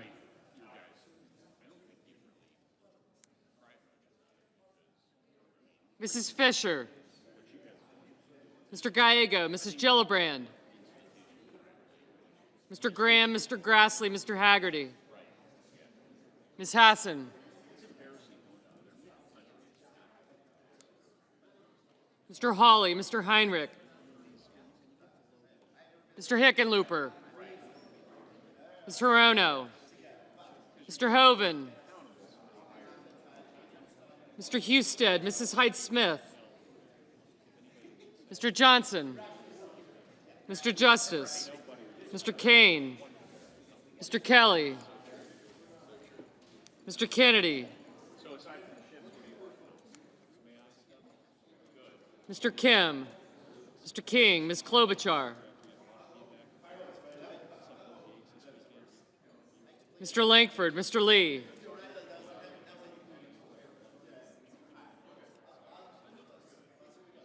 Mr. Lujan. Ms. Lemus.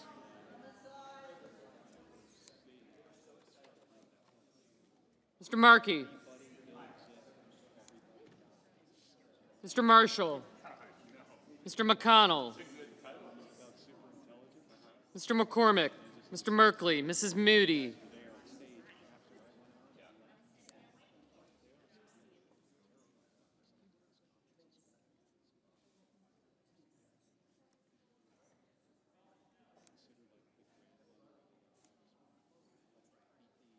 Mr. Moran. Mr. Marino. Mr. Mullen. Ms. Murkowski.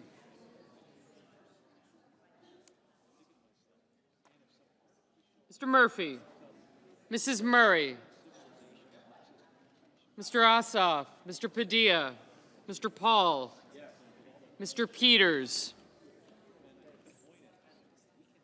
Mr. Reed. Mr. Ricketts. Mr. Risch. Ms. Rosen. Mr. Rounds. Mr. Sanders. Mr. Schatz. Mr. Schiff.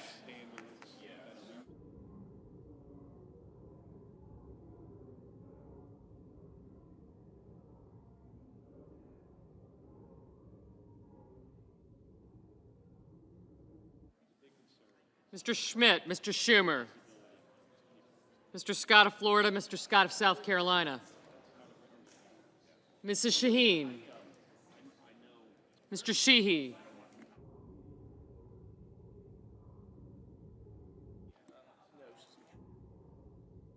Ms. Slotkin. Ms. Smith. Mr. Sullivan. Mr. Thune, Mr. Tillis, Mr. Tuberville. Mr. Van Hollen. Mr. Warner. Mr. Warnock. Ms. Warren. Mr. Welch. Mr. Whitehouse. Mr. Wicker. Mr. Wyden. Yep. Mr. Young.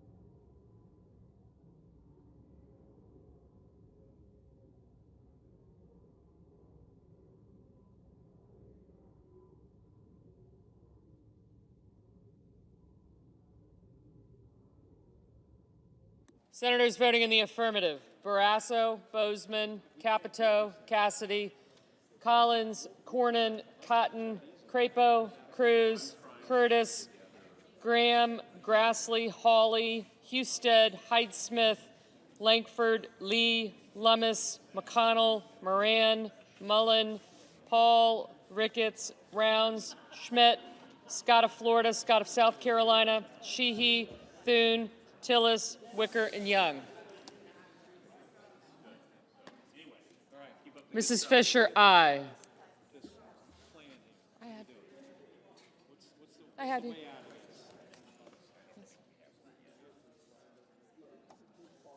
Senators voting in the negative: Baldwin, Bennett, Blumenthal, Blunt Rochester, Cantwell, Duckworth, Durbin, Fetterman, Gallego, Gillibrand, Hassan, Heinrich, Hickenlooper, Hirono, Kane, Kim, King, Lujan, Merkley, Murkowski, Murray, Padilla, Peters, Reed, Rosen, Schiff, Slotkin, Warner, Warnock, Welch, Whitehouse, and Wyden.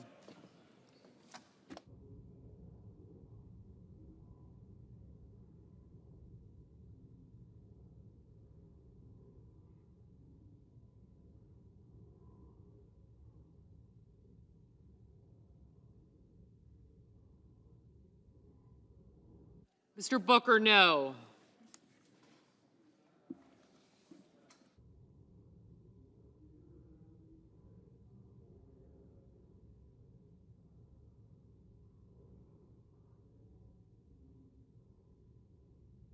Ms. Smith?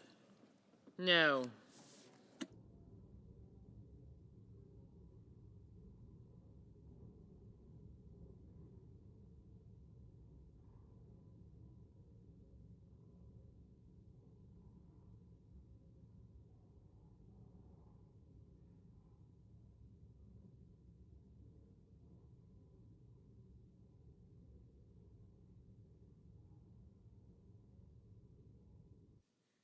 Ms. Warren? No.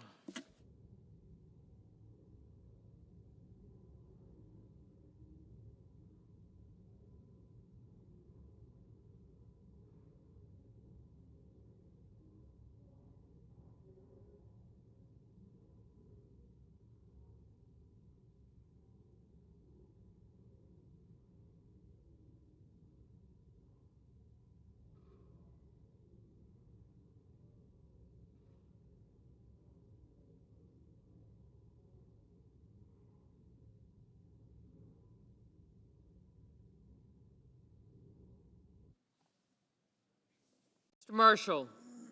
Aye.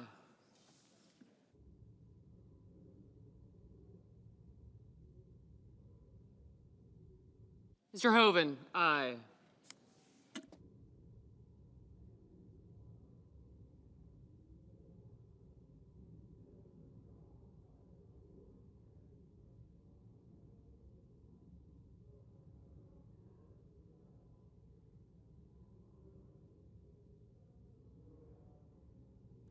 Mr. Sullivan? Aye.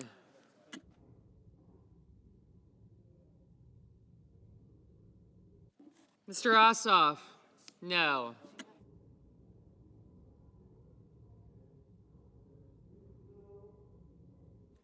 Mr. Banks? Aye. Mr. Schatz? No. Ms. Also Brooks? No.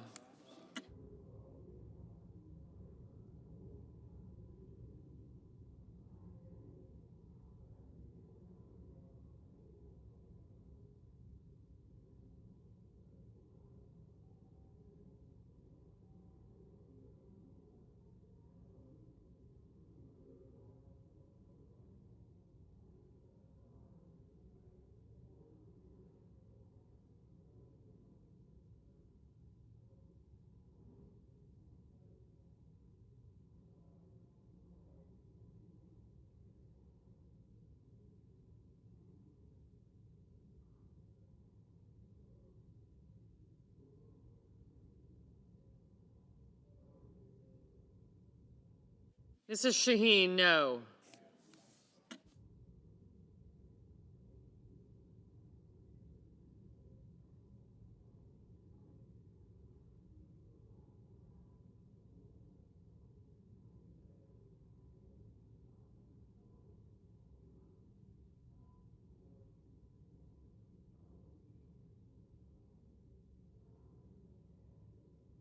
Mr. Kelly? No.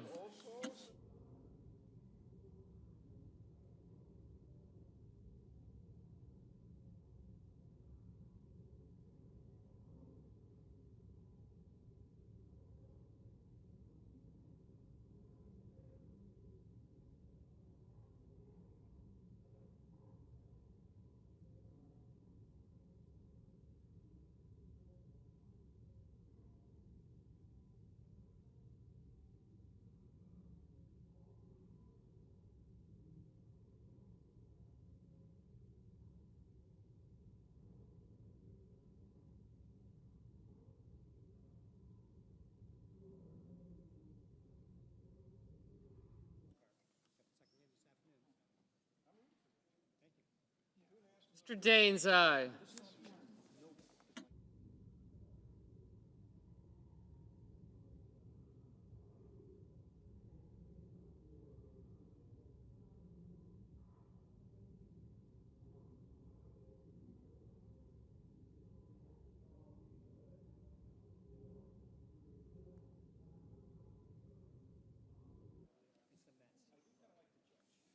Mr. Markey? No. Holland? No.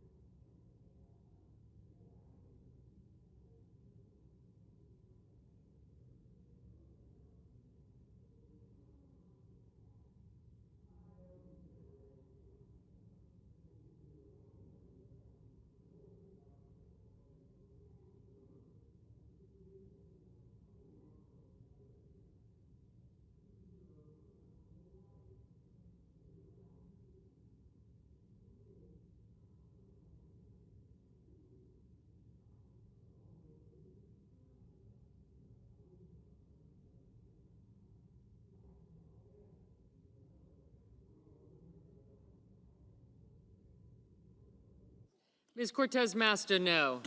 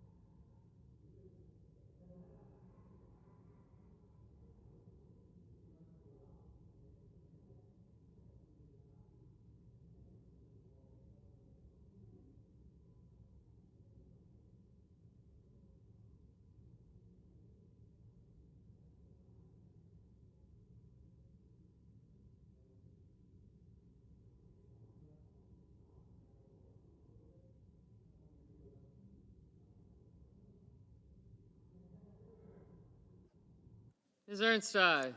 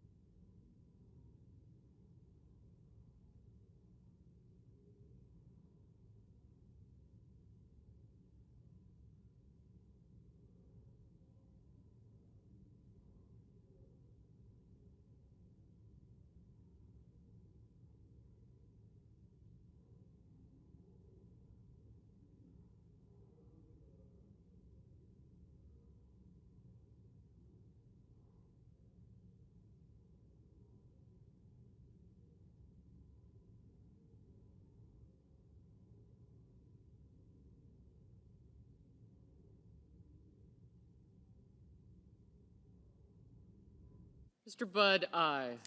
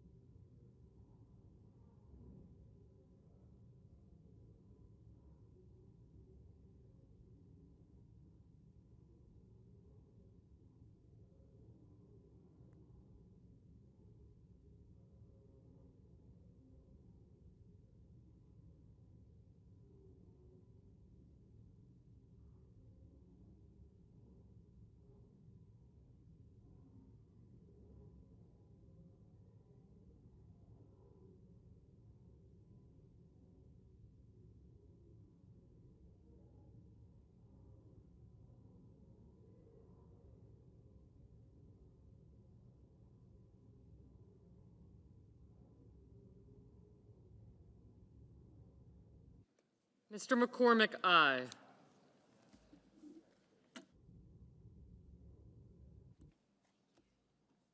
Ms. Klobuchar, no. Mr. Marino, aye.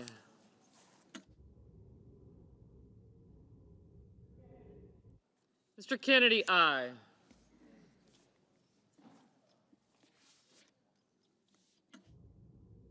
Mrs. Moody, aye.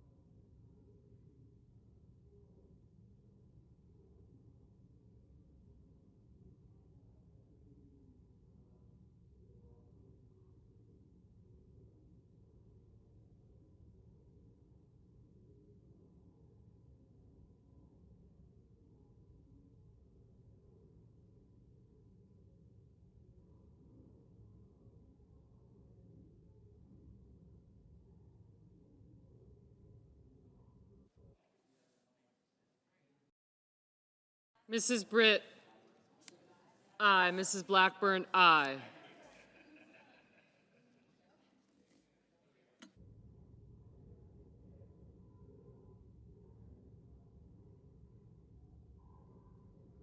Mr. Johnson, aye.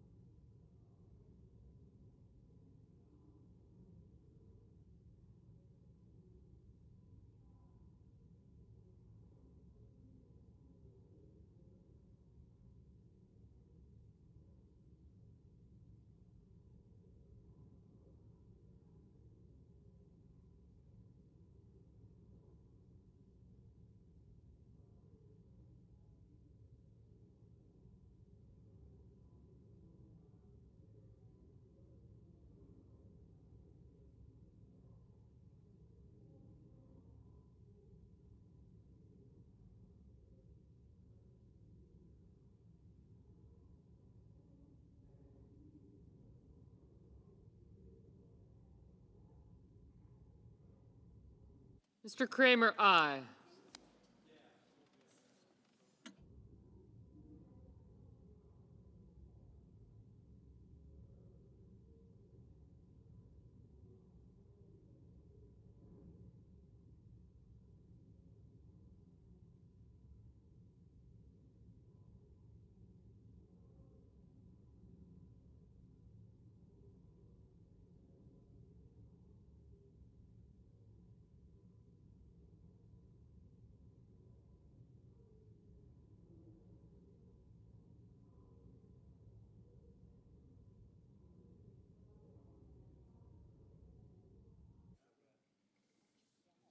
Mr. Schumer, no.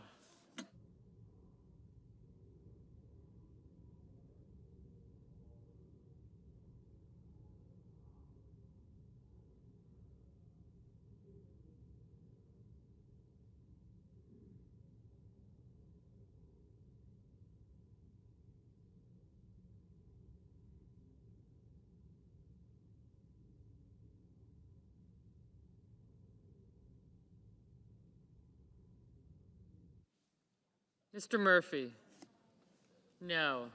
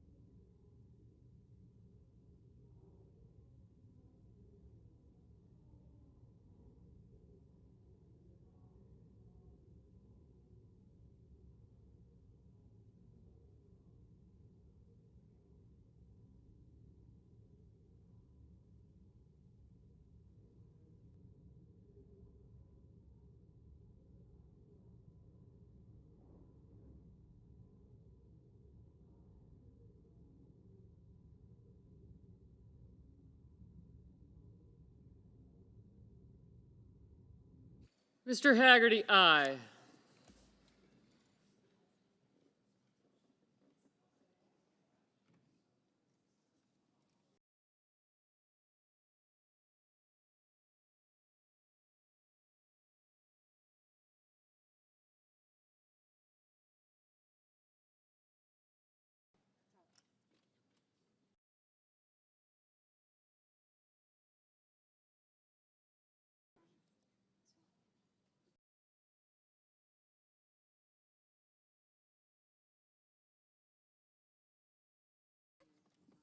Mr. Coons, no.